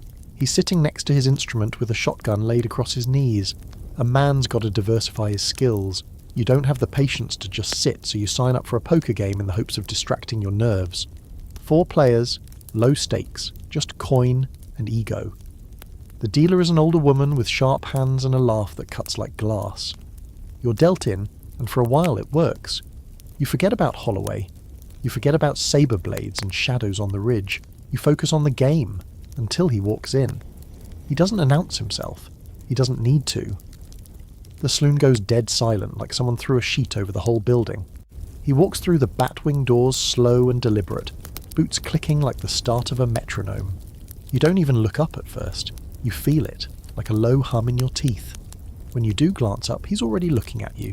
Tall, pale, dressed in black with a grey scarf wrapped once around his neck and a sabre hanging from his hip like it's part of his anatomy. Holay Reed. He doesn't draw, doesn't threaten, just walks straight to the bar and orders a drink. Everyone exhales, but nobody breathes too deep. You glance at your cards. 2 jacks. Decent. But your hands are shaking now. You fold. The next half hour is the longest of your life.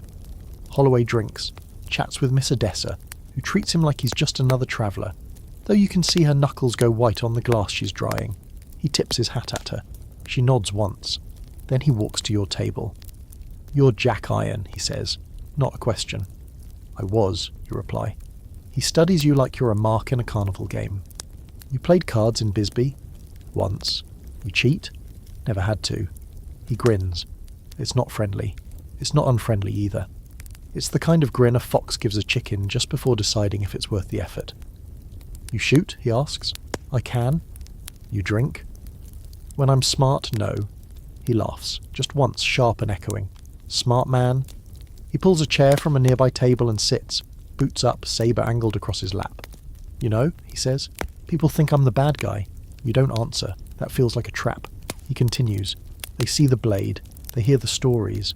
But I don't shoot people for sport. I shoot them because they lie. I cut them because they cheat. I rob because the banks rob harder." You nod slowly. "So you're the moral kind of outlaw." "I'm the honest kind," he says, "which makes me dangerous." You believe him. He leans in. "I ain't here to kill anyone today, not unless they ask for it. But I am looking for a game. You in?" You hesitate. Playing poker with Holay Reed sounds like a suicide attempt with extra steps, but refusing might be worse. "I'm in," you say. He smiles again. "That's what I like to hear." The game begins. It's just the 2 of you. Odessa deals, hands steady despite the quiet tension slicing through the room. Every card feels heavy. Every bet is a chess move with bullets instead of pawns. You win the first hand, he wins the second, you both fold the third. You're sweating through your shirt and trying to ignore the way his fingers rest near the hilt of his sabre. By the 5th hand, the crowd in the saloon has forgotten to breathe. Even the piano player has quietly inched closer with his shotgun. Then comes the 6th hand. You're dealt a full house, 10s over kings. Not bad. You watch him. He bets big. Too big. A tell, a trap. You call. He lays down 4 aces. "You cheated," someone mutters from the back. The saloon holds its collective breath. Holloway turns his head slowly. "Did I?" You expect someone to back down. Instead, it's the deputy, Barnes, bless his dumb licorice heart, who steps forward. "You did," he says. "Saw you slide that card from your sleeve." You close your eyes. This is how towns die. Holloway stands slowly, hands open, no weapon drawn. "You sure about that, deputy?" Barnes hesitates, but to his credit he nods. Holloway doesn't kill him. Instead, he takes his coins, tosses them into the centre of the table and says, "Pot's dead. So's the mood." He tips his hat to you, then walks out, the sabre never leaving its sheath. No one follows him. No one speaks until he's gone. Then Odessa pours everyone a drink. On the house. Here's your quirky historical note. Gambling was one of the few true equalizers in the West. Men, women, drifters, bankers, they all sat at the same tables, lied with the same faces and lost money at the same speed. Some lived by the cards, others died by them, and more than a few killed over a pair of 7s. You finish your drink in silence, hands still shaking, grateful to be alive. Holay Reed is gone. For now. But his legend just grew a little bigger. And you? You didn't blink. The sun rises like a punchline the morning after Holay Reed leaves town. Everything is too bright, too loud, and too normal, as if the previous day's brush with legend was just a bad dream. But the tension lingers. You feel it in the way folks carry themselves. Shoulders hunched, voices low, hands never far from their weapons. You feel it in your own chest too, like your ribs haven't unclenched since you sat across the poker table from the man with the saber and no soul. You decide you need distance. Maybe not a new town, not yet, but at least a change of scenery. So when a wiry prospector named Wren lumbers into the saloon looking for someone with a strong back, a steady hand, and only moderate fear of explosions, you sign on before he's even finished his pitch. Wren's headed west to a mining camp on the edge of the Black Hills, says they're short on men and heavy on promise. Gold, silver, maybe even copper. He's not picky. He says there's a cave spitting rocks like it's mad at the sky, and that's either a natural wonder or an extremely unstable hole in the ground. Either way, you saddle up. The journey takes 2 days by mule, and by the time you arrive, your spine feels like a stack of bad decisions. The mining camp is a temporary collection of tents, half-built shacks, and the unmistakable aroma of too many men eating too few vegetables. Wren introduces you to the foreman, a man named Collins who looks like he was chiselled out of limestone and dressed in wet burlap. "You know how to swing a pick?" he asks. "I know how to survive." "Same thing," he grunts, and hands you a rusted lantern, a dented helmet, and a pickaxe that weighs more than some children. Your first descent into the mine feels like crawling into a lung that forgot how to breathe. The air is thick with dust, laced with something metallic and sour. The tunnel walls are damp and narrow, carved out of the earth with little concern for symmetry or safety. You duck, stumble, and try not to inhale too hard. The work is brutal. You swing the pick again and again, chipping away at rock that stubbornly refuses to give up its secrets. Every few hours someone yells, someone curses, and occasionally someone screams in a way that's harder to ignore. The deeper you go, the more you start to wonder whether this place is a mine or a tomb with career aspirations. The miners are a rough bunch. Men from everywhere. New York, Georgia, Ireland, China. All drawn here by the same fever dream. Wealth buried in darkness. You share meals with them. Salt pork, dry bread, and boiled coffee you could use to strip paint. And you learn their names, their stories, the injuries they still carry from past collapses. There's a constant unease, a low-grade fear humming beneath everything. One man shows you a wall where the rock pulses ever so slightly when you press your hand to it. "The Earth's alive," he whispers, "and it don't want us here." You laugh it off, but you start noticing things. Tunnels that echo wrong, tools that go missing, lanterns that flicker even when the air is still. There's a superstitious streak in the camp. Miners hanging lucky charms on beams, whispering to the walls before they swing their picks. You don't know if it helps, but you start doing it too, just in case. One day, a cave-in traps 2 men. You're close enough to hear it, like thunder with teeth. You and 5 others dig for hours, hands blistered, lungs burning, hearts pounding. You find one man alive, gasping under a timber. The other, not so much. They bury him just outside the camp, mark the grave with a pickaxe head and a pile of stones. That night, Wren tells a story by firelight about a mine in Colorado that struck mercury. Says the whole camp went mad within a week. Eyes bleeding, hallucinations, men walking into the shafts and never coming back out. You want to laugh, but something about the flicker in his eye makes you stay quiet. Here's your historical reality check. Mining towns were some of the most dangerous places in the West. Explosions, collapses, toxic gas, disease. Take your pick. Most miners didn't strike it rich. They got paid in scrip redeemable only at the company store, lived in overcrowded shacks, and worked until their lungs filled with dust. Some towns lasted a decade. Others collapsed before the mine even got going. Literally. But there was also hope here. For some, it worked. A lucky vein, a fortunate tunnel, and suddenly a man had a future. Those were the stories that drew people in like moths to a lamp that kept burning them alive. One quirky fact. There were entire towns where dynamite was more common than bread, and there were self-taught chemists experimenting with explosive mixtures based on hearsay and desperation. At least 2 towns were blown off the map because someone confused stable compound with probably fine. Back underground, you learn to listen, not just to the men, but to the stone. You start to notice the creaks and groans that mean the earth is shifting. You move before collapses. You avoid shafts that breathe too much. The others start to trust you. Collins even grunts a rare good work after you spot a weak beam and shore it up with salvaged lumber. You stay a week, long enough to see 2 more accidents, long enough to pull gold flecks from rock and realise how little they sparkle in the dark, long enough to know this life isn't yours, but it was close. One wrong turn and you'd have been a miner forever. When you finally leave, your hands are raw, your shoulders are lead, and your eyes squint at sunlight like you're seeing it for the first time. Ren hands you a small pouch of coins and a chunk of rock with a vein of gold that glitters faintly. "Souvenir," he says. You ride back toward Dodge with your mule grumbling and your lungs still full of dust. You're a little richer, a lot wearier, and deeply grateful for open air. Because now you understand, digging for fortune in the West isn't about gold. It's about what you're willing to lose in the dark. You arrive back in Dodge just in time to witness justice in all its ugly, unvarnished glory, or whatever counts for it out here.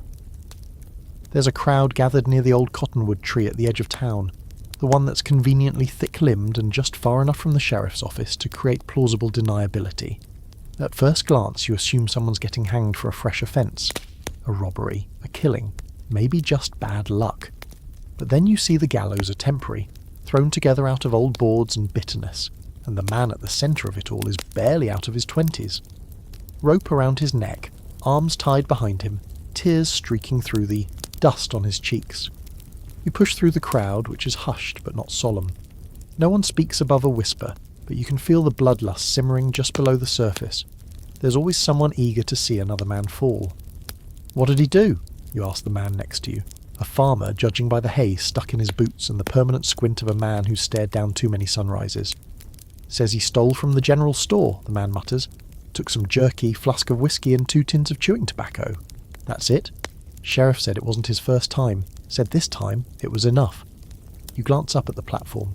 The sheriff stands off to one side, arms crossed, watching the proceedings like he's auditing a dance recital. He doesn't look angry, just tired. Like he's seen too many hangings and started counting them like fence posts. The kid on the platform sobs something about not meaning to. He swears he'd planned to pay the store back. His voice cracks. No one moves. No one steps forward. The townsfolk just stand there, waiting for the show. This isn't a trial. This is theatre, and that's the thing about justice out here. It's not about fairness. It's about closure, and speed, and fear. The law isn't so much a system as it is a suggestion, one that depends heavily on who's in charge and how many bullets they're carrying. In frontier towns, due process was often replaced with due panic. If someone was caught red-handed, that was good enough. If they were caught near the scene of a crime, that was sometimes even better. Witnesses were optional. Evidence was a luxury. You didn't need guilt, you just needed a crowd and a rope. You've heard stories. Everyone has. The man who got hanged for a murder he didn't commit, only for the real killer to be caught 3 days later. The woman jailed for poisoning her husband, even though he died of spoiled beans. The family forced off their land because someone with more money wanted their creek. Mob justice is fast, and fast feels good when you're scared. Here's your historical truth bomb. A lot of so-called justice in the Wild West was just retribution with a hat on. The West had laws, sure, but they were scattered, poorly enforced, and constantly rewritten. Territorial judges travelled in circuits and might only reach your town once every few months, if at all. Until then, it was up to the sheriff, or the mayor, or, more often than not, the mob. Vigilante groups sprang up in towns like weeds after a summer rain. Some were well-intentioned, formed to stop cattle rustling or bank robberies. Others were little more than gangs with a self-righteous complex, and they weren't always targeting criminals. Sometimes they targeted immigrants, or anyone who spoke up, or folks who owned land someone else wanted. There's a scholarly debate that still lingers around this era. Were vigilantes keeping order in lawless times, or were they just tools of social control, kicking down anyone who didn't fit into the narrow definition of belonging? Probably both. Probably worse. Back at the gallows, the sheriff nods. The platform creaks, the rope tightens. The boy gasps once, and it's over. No last words, no grand speech, just a thump and a silence that stretches a little too long. Then the crowd begins to disperse, slowly, casually. Some folks head to the saloon, others to supper. The man you spoke with shrugs and mutters, "Had it coming," before disappearing into the dust. You stand there long after the others leave, watching the body sway gently in the wind like some grotesque metronome ticking out a lesson no one wants to learn. You wonder who'll cut him down, or if they'll just let the tree keep him for a while. That night you sit on the bunkhouse porch with a cup of burnt coffee and a knot in your chest. Delia Vane joins you, silent for a long time before finally speaking. "He was 19, she says. You don't ask how she knows. She knows everything. You ever think we're just pretending there's a difference between justice and revenge? You ask. She sips from her flask. Only every damn day. Neither of you say much after that. The stars come out. The wind hums through the grass. Somewhere far off, a coyote howls like it's laughing at the whole mess of humanity. Here's a quirky little fact. Some towns did try to make it right. They held trials, hired real lawyers, built jails with locks and everything, and they still failed more often than not. Why? Because justice takes time, and the West was never good at waiting. You remember the boy's face, how scared he looked, how quiet the town was when he dropped, how fast it went back to pretending nothing happened. You wonder if that's just how it works here. People get judged in the dirt and everyone moves on like they don't remember the sound of a neck snapping in the wind. And maybe that's the most dangerous part of the frontier. Not the violence, not the poverty, not even the weather. But the way it teaches you to accept it all, one hanging at a time. If you ever thought nightlife in the Wild West was just whiskey and piano music, you're about to be aggressively re-educated. Because out here, when the sun goes down, the real chaos stirs up. It's less tumbleweeds and moonlight, and more half-naked showgirls with derringers tucked in their garters, arguments that end in bullets, and enough bad decisions per square foot to power an entire ghost town. It's Saturday night in Dodge, and you can tell because the town's already vibrating with a kind of energy that says, someone's going to jail, someone's going to get married, and someone's going to wake up in a trough behind the livery. Maybe all three will be the same person. You're outside the saloon, watching a cowboy wrestle with his suspenders like they owe him money. Inside, the piano's banging, out of tune so loud and fast it could qualify as percussion-based combat. You step through the bat-wing doors and immediately have to dodge a flying card, a bottle, and what may or may not be a ham bone. The crowd is thick. Prospectors, ranch hands, gamblers, women in corsets sharp enough to slice bread. The smoke is dense enough to chew. Miss Odessa's at her usual post behind the bar, pouring shots and judgments in equal measure. You nod to her. She nods back. Mutual respect. Or mutual exhaustion. Tonight's different, though. The regular chaos is cranked up. There's a visiting band playing loud enough to rattle the bottles, and a travelling troupe of showgirls has taken over the stage. Their skirts are higher, their boots are shinier, and their smiles are weaponized. The room smells like whiskey, gun oil, and crushed lilacs. You slide into a seat near the back and try to breathe through your shirt. A man sits beside you without asking. He reeks of aftershave and trouble. He's grinning like he knows something you don't, which means he's either cheating or drunk enough to think he's clever. He introduces himself as Mr. Brody, offers to deal you into a hand of poker and insists the stakes are friendly. You know better, but you play anyway. A few hands in, he's winning more than he should. His deck's slick. His fingers move too quick. You catch him palming a card and raise an eyebrow. He just shrugs and grins wider, like cheating's part of the entertainment. Relax, he says. It's all part of the show. You lean in. You cheat again? I shoot your knee. He laughs like it's a joke. It isn't, and you're not the only one on edge tonight. Across the room, two cowboys are nose to nose over what sounds like a disagreement about a shared horse, a missing boot, and something involving pie. One throws a punch, the other throws a chair. Someone ducks too slow and goes down with a crash. The showgirls don't even flinch. One of them tips her hat to you mid-kick. You look around and realise something. The saloon isn't just a bar, it's a stage. Everyone here's playing a part. The dandy gambler with the gold watch he can't afford. The old prospector buying rounds like he just found a nugget the size of a dog. The woman in red who laughs too loud and pockets tips faster than a pickpocket with a sugar high. You're playing a role too, the quiet one, watching, waiting, deciding whether to walk away or lean in. You lean in, you order a whiskey. It tastes like paint thinner and disappointment. You nurse it slowly while the fight escalates. Now two more have joined in. The piano player's still going. He doesn't stop for brawls. He plays through them. That's professionalism. The sheriff hasn't shown up. Probably because he's asleep.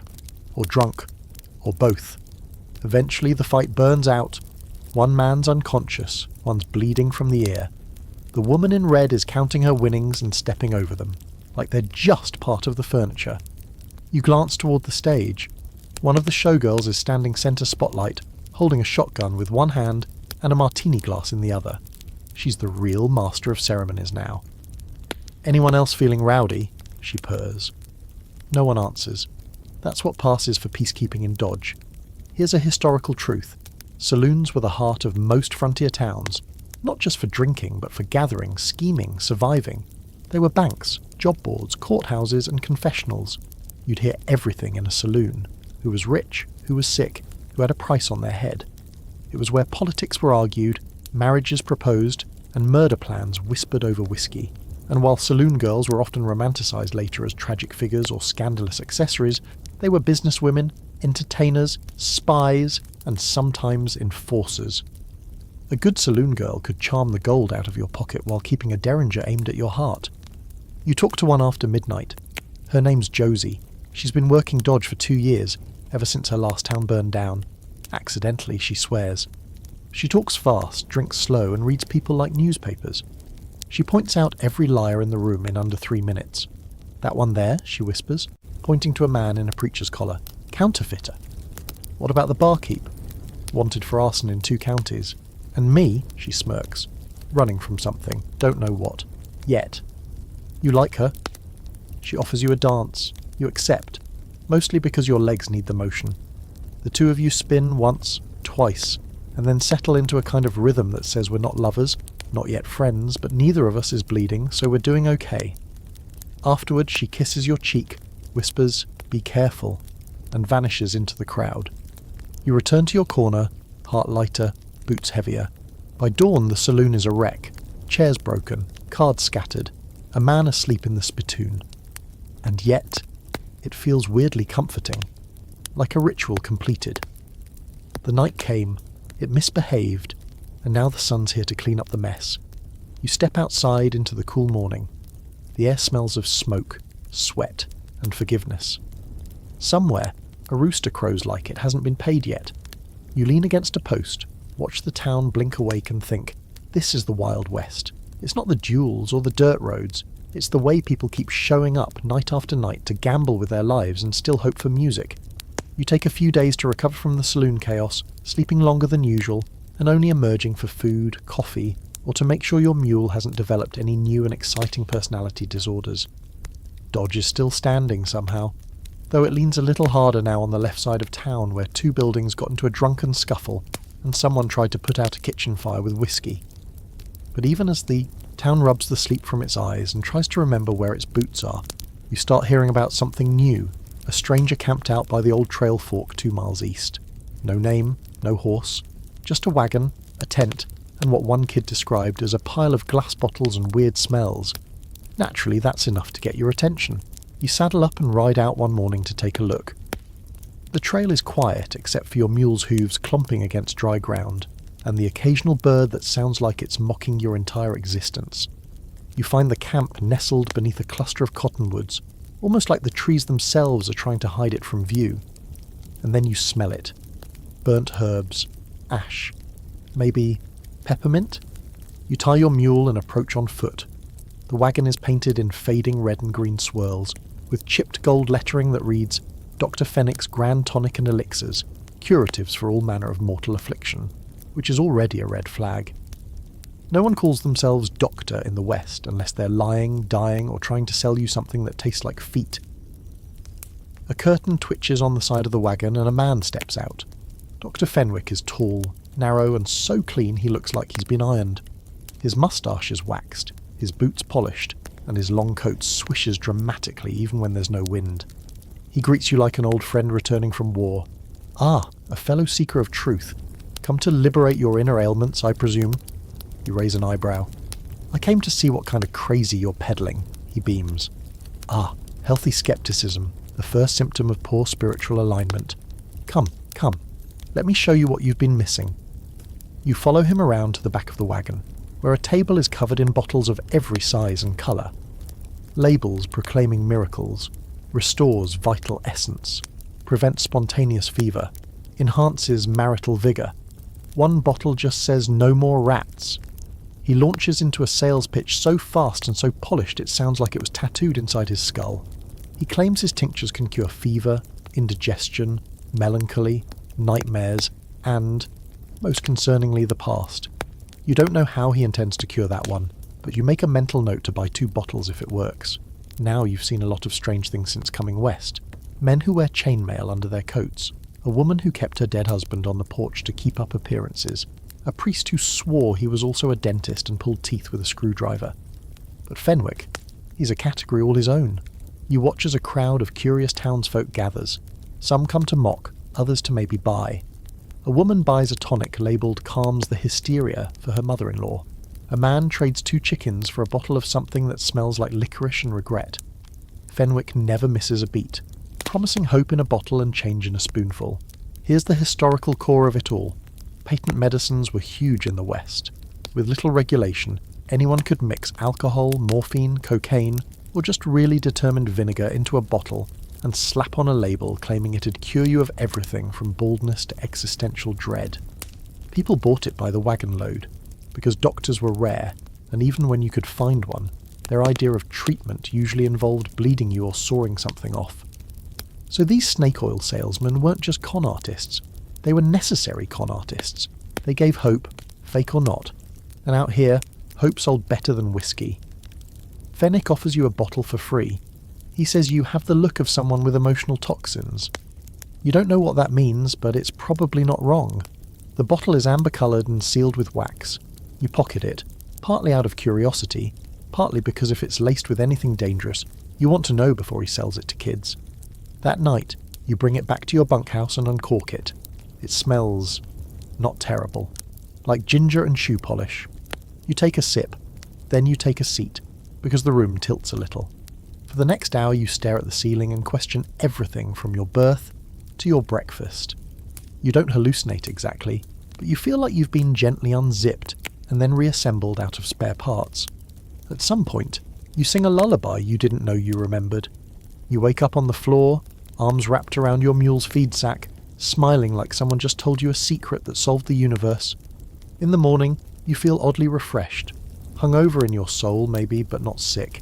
You ride back out to the camp, ready to confront Fenwick about whatever potion of lunacy he served you. But he's gone. The wagon's gone. The bottles, the tent, the glass jars full of pickled something, all gone. No tracks, no fire remains, just a burnt scrap of label near the base of a tree that says faintly, "Healing through mystery since 1859. You ask around. No one saw him leave. No one knows where he went. Some claim he never existed. Others swear he's just travelling the trail, stopping in towns that need miracles. Scholars still argue whether men like Fenwick were clever frauds or accidental saviours. Did their tonics help? Or did belief make them help? Placebo effect with a twist of snake oil? You don't have answers. Just a bottle on your shelf labelled Clarity Enhancer. It's empty now, but you swear, sometimes, just sometimes, it hums.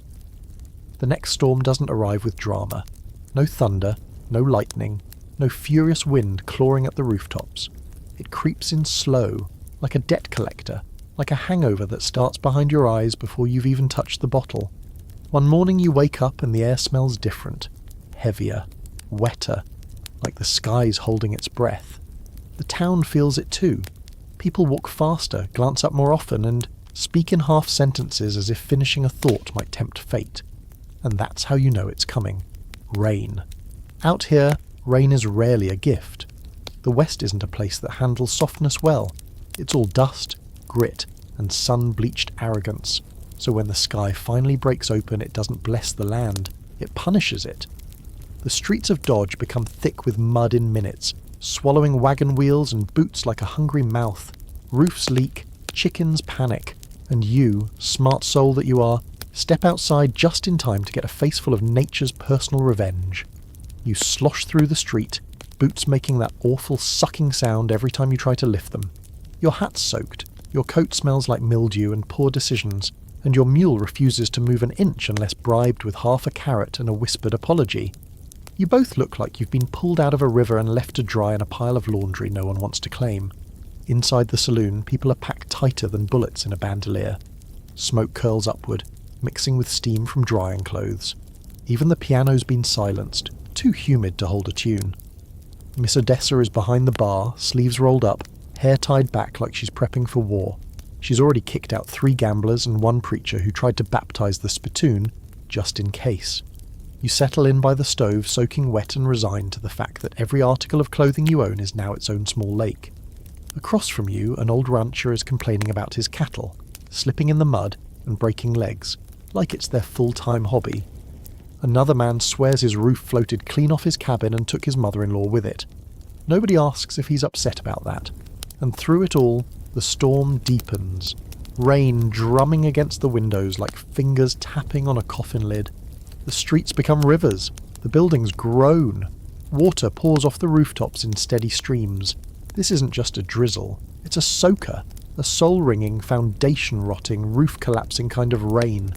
Out in the plains, this kind of weather spells real danger. Flash floods, washed-out trails, mudslides, whole wagons lost under shifting hillsides. You remember stories from other towns. Rivers that rose fast enough to carry off cattle herds, miners buried in watery graves, even entire stagecoaches disappearing under brown torrents and never seen again. One prospector swore he saw a piano bobbing down the Arkansas River with a skeleton still sitting at it. Hands locked on the keys. You figure he might have been drunk, but still, maybe. You spend the next 2 days trapped in the storm, only venturing out for dry biscuits and updates. Every fire's been put out. The sheriff's office is half flooded. The schoolhouse blew sideways and now leans like it's considering a career change as a barn. Your bunkhouse smells like wet dog and regret. You keep waking up with damp socks and a bad attitude. Then comes the news. A wagon train is stranded outside of town. Stuck in the floodplain, 20-some people, half of them children, with supplies washed away and wheels sunk up to the axles. You don't even hesitate. You gear up, saddle your mule, load some blankets and hardtack, and ride out with a rescue party made up of volunteers, fools, and one woman who says she's only coming because she left her husband on that wagon and wants to make sure he's still suffering properly. The rain is relentless. Your eyes sting, your coat clings to your skin like barnacles, and the trail is more suggestion than path. Twice your mule nearly slips, and once you almost follow it into a creek that used to be a dry gulch and is now auditioning for a role as a waterfall.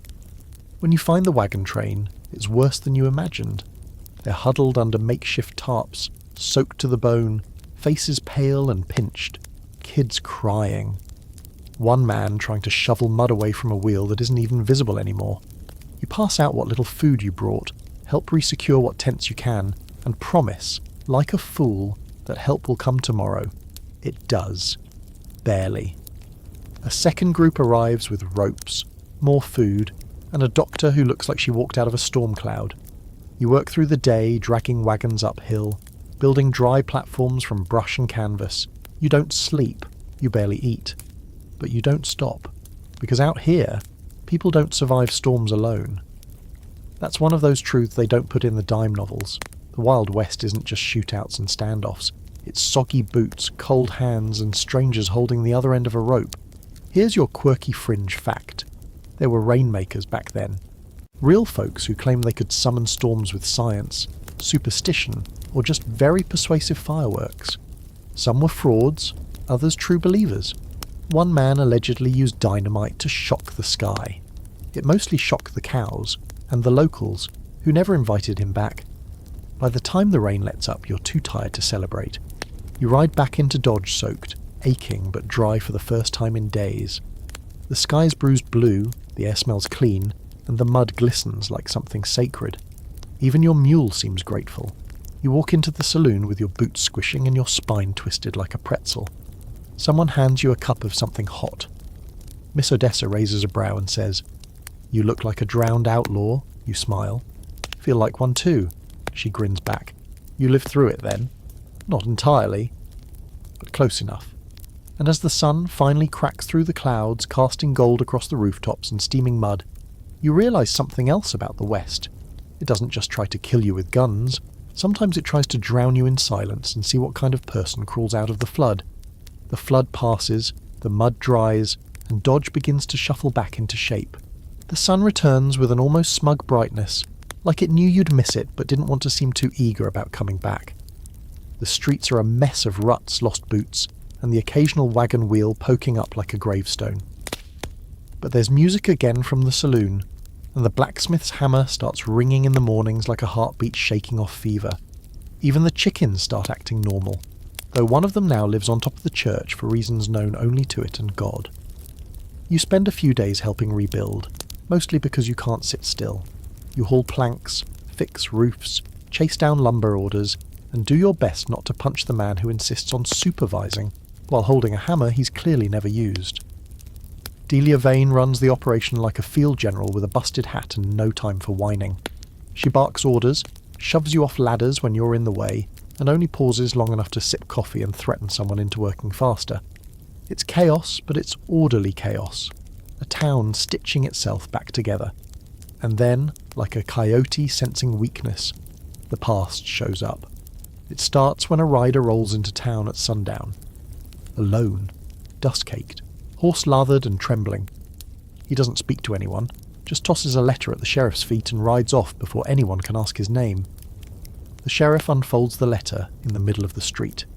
You're close enough to see his face change. Not fear exactly, not surprise either. Something worse, recognition. He calls a meeting that night in the back of the saloon. Chairs scrape the floor, lamps flicker. Every key figure in town shows up. Delia, Miss Odessa, the preacher, the banker, even that one rancher who never speaks unless he's drunk or angry. Preferably both. You're there too, though no one asks you to be. At this point, you're like part of the furniture. Slightly cracked, a little dusty, but too useful to toss out. The sheriff lays the letter on the table. It's a warning. Caldwell is coming. That's it. 2 words that slam into the room like a gunshot. Delia stiffens. The preacher crosses himself. The banker starts to sweat in a way that suggests he's got more to hide than a poor bookkeeping system. You glance around, confused. Who's Caldwell? The room looks at you like you just asked what a horse is. Miss Odessa's the one who finally answers. Caldwell, she says, is the reason my sister's buried on Boot Hill. The sheriff adds, and the reason 3 towns don't exist anymore. Delia spits. He's a storm with a moustache. You sit back. Oh, that kind of problem. You get the rest of the story in whispers and warnings. Caldwell was once a lawman, one of the best, they say. Clean-shaven, charming, fast on the draw. Towns begged him to come clean up their messes, and he did, at first. But somewhere along the line, he stopped being the solution and started being the symptom. The line blurred. His version of justice got strange. Personal. Towns he visited started emptying out. Corruption purged by force, then morality purged by opinion, then anyone who dared argue purged by bullet. Then he vanished. Until now. Here's your one strange fact for the night. Men like Caldwell existed. They didn't wear black hats or twirl moustaches. They wore badges. Some started as heroes. Others never were. Gunfighter lawmen became their own class. Wildly effective. Terrifyingly unstable. They were allowed, invited, to use violence to impose order. And once they got a taste, some didn't know how to stop. Think Judge Roy Bean. Think Wild Bill Hickok. Enforcers and loose cannons wrapped in one lonely man with a gun. There's a debate among historians about them. Were they necessary evils, or proof that justice on the frontier was always destined to rot? Some argue the West needed brutal men to tame it. Others say those men were never taming anything. They were just killing faster than the chaos could grow. Caldwell is riding for Dodge now, and the sheriff's already written his will. The town goes into lockdown over the next 2 days. Barricades go up. Rifles are cleaned. Families pack wagons in quiet corners, ready to flee at the first sign of a gunshot. You help nail up boards, reinforce windows, dig shallow trenches by the edge of town. You've done this dance before, but never with this kind of weight. Delia pulls you aside one night while the sky burns orange with the last light. You should run, she says. I don't run, you reply. She nods. That's what I was afraid of.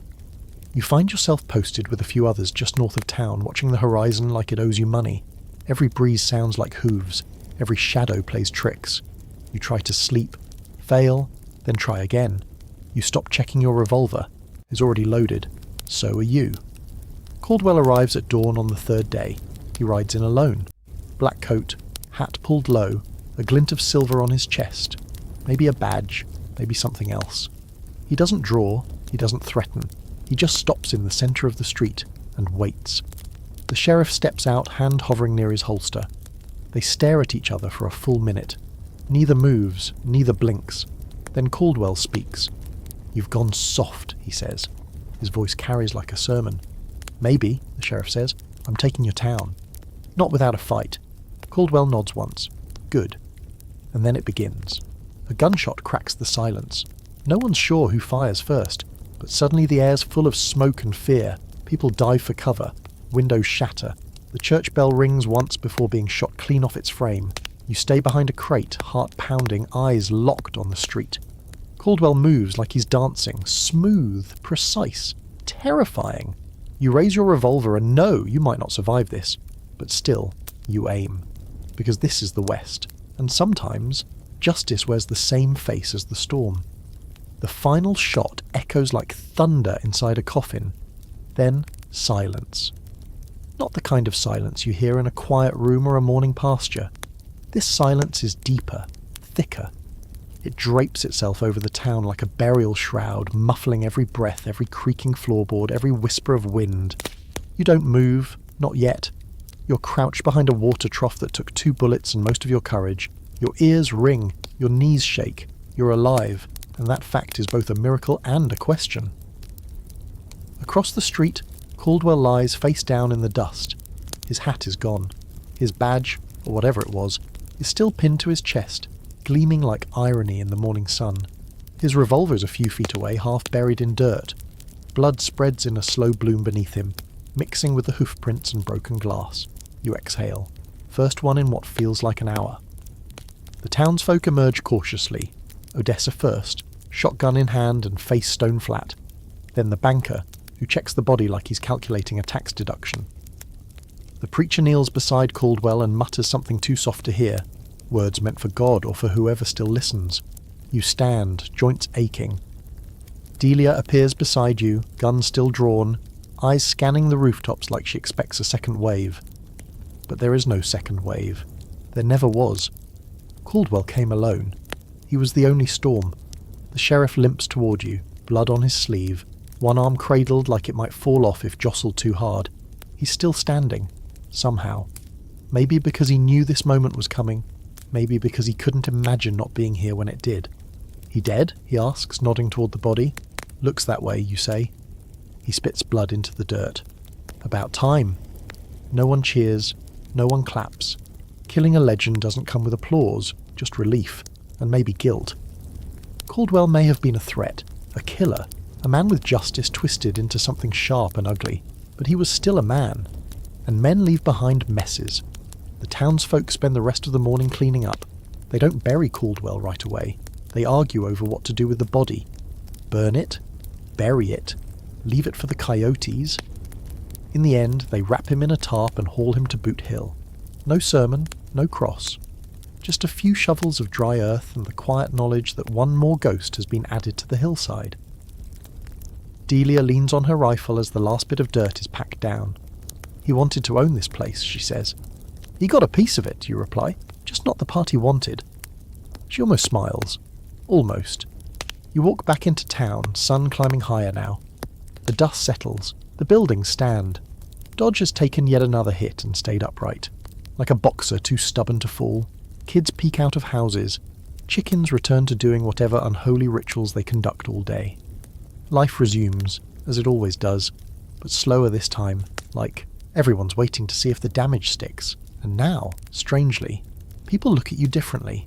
You're not just the stranger anymore, not just the drifter with a steady hand and too many names. You stayed when others might have run. You stood when things cracked open. You aimed. You fired. You survived.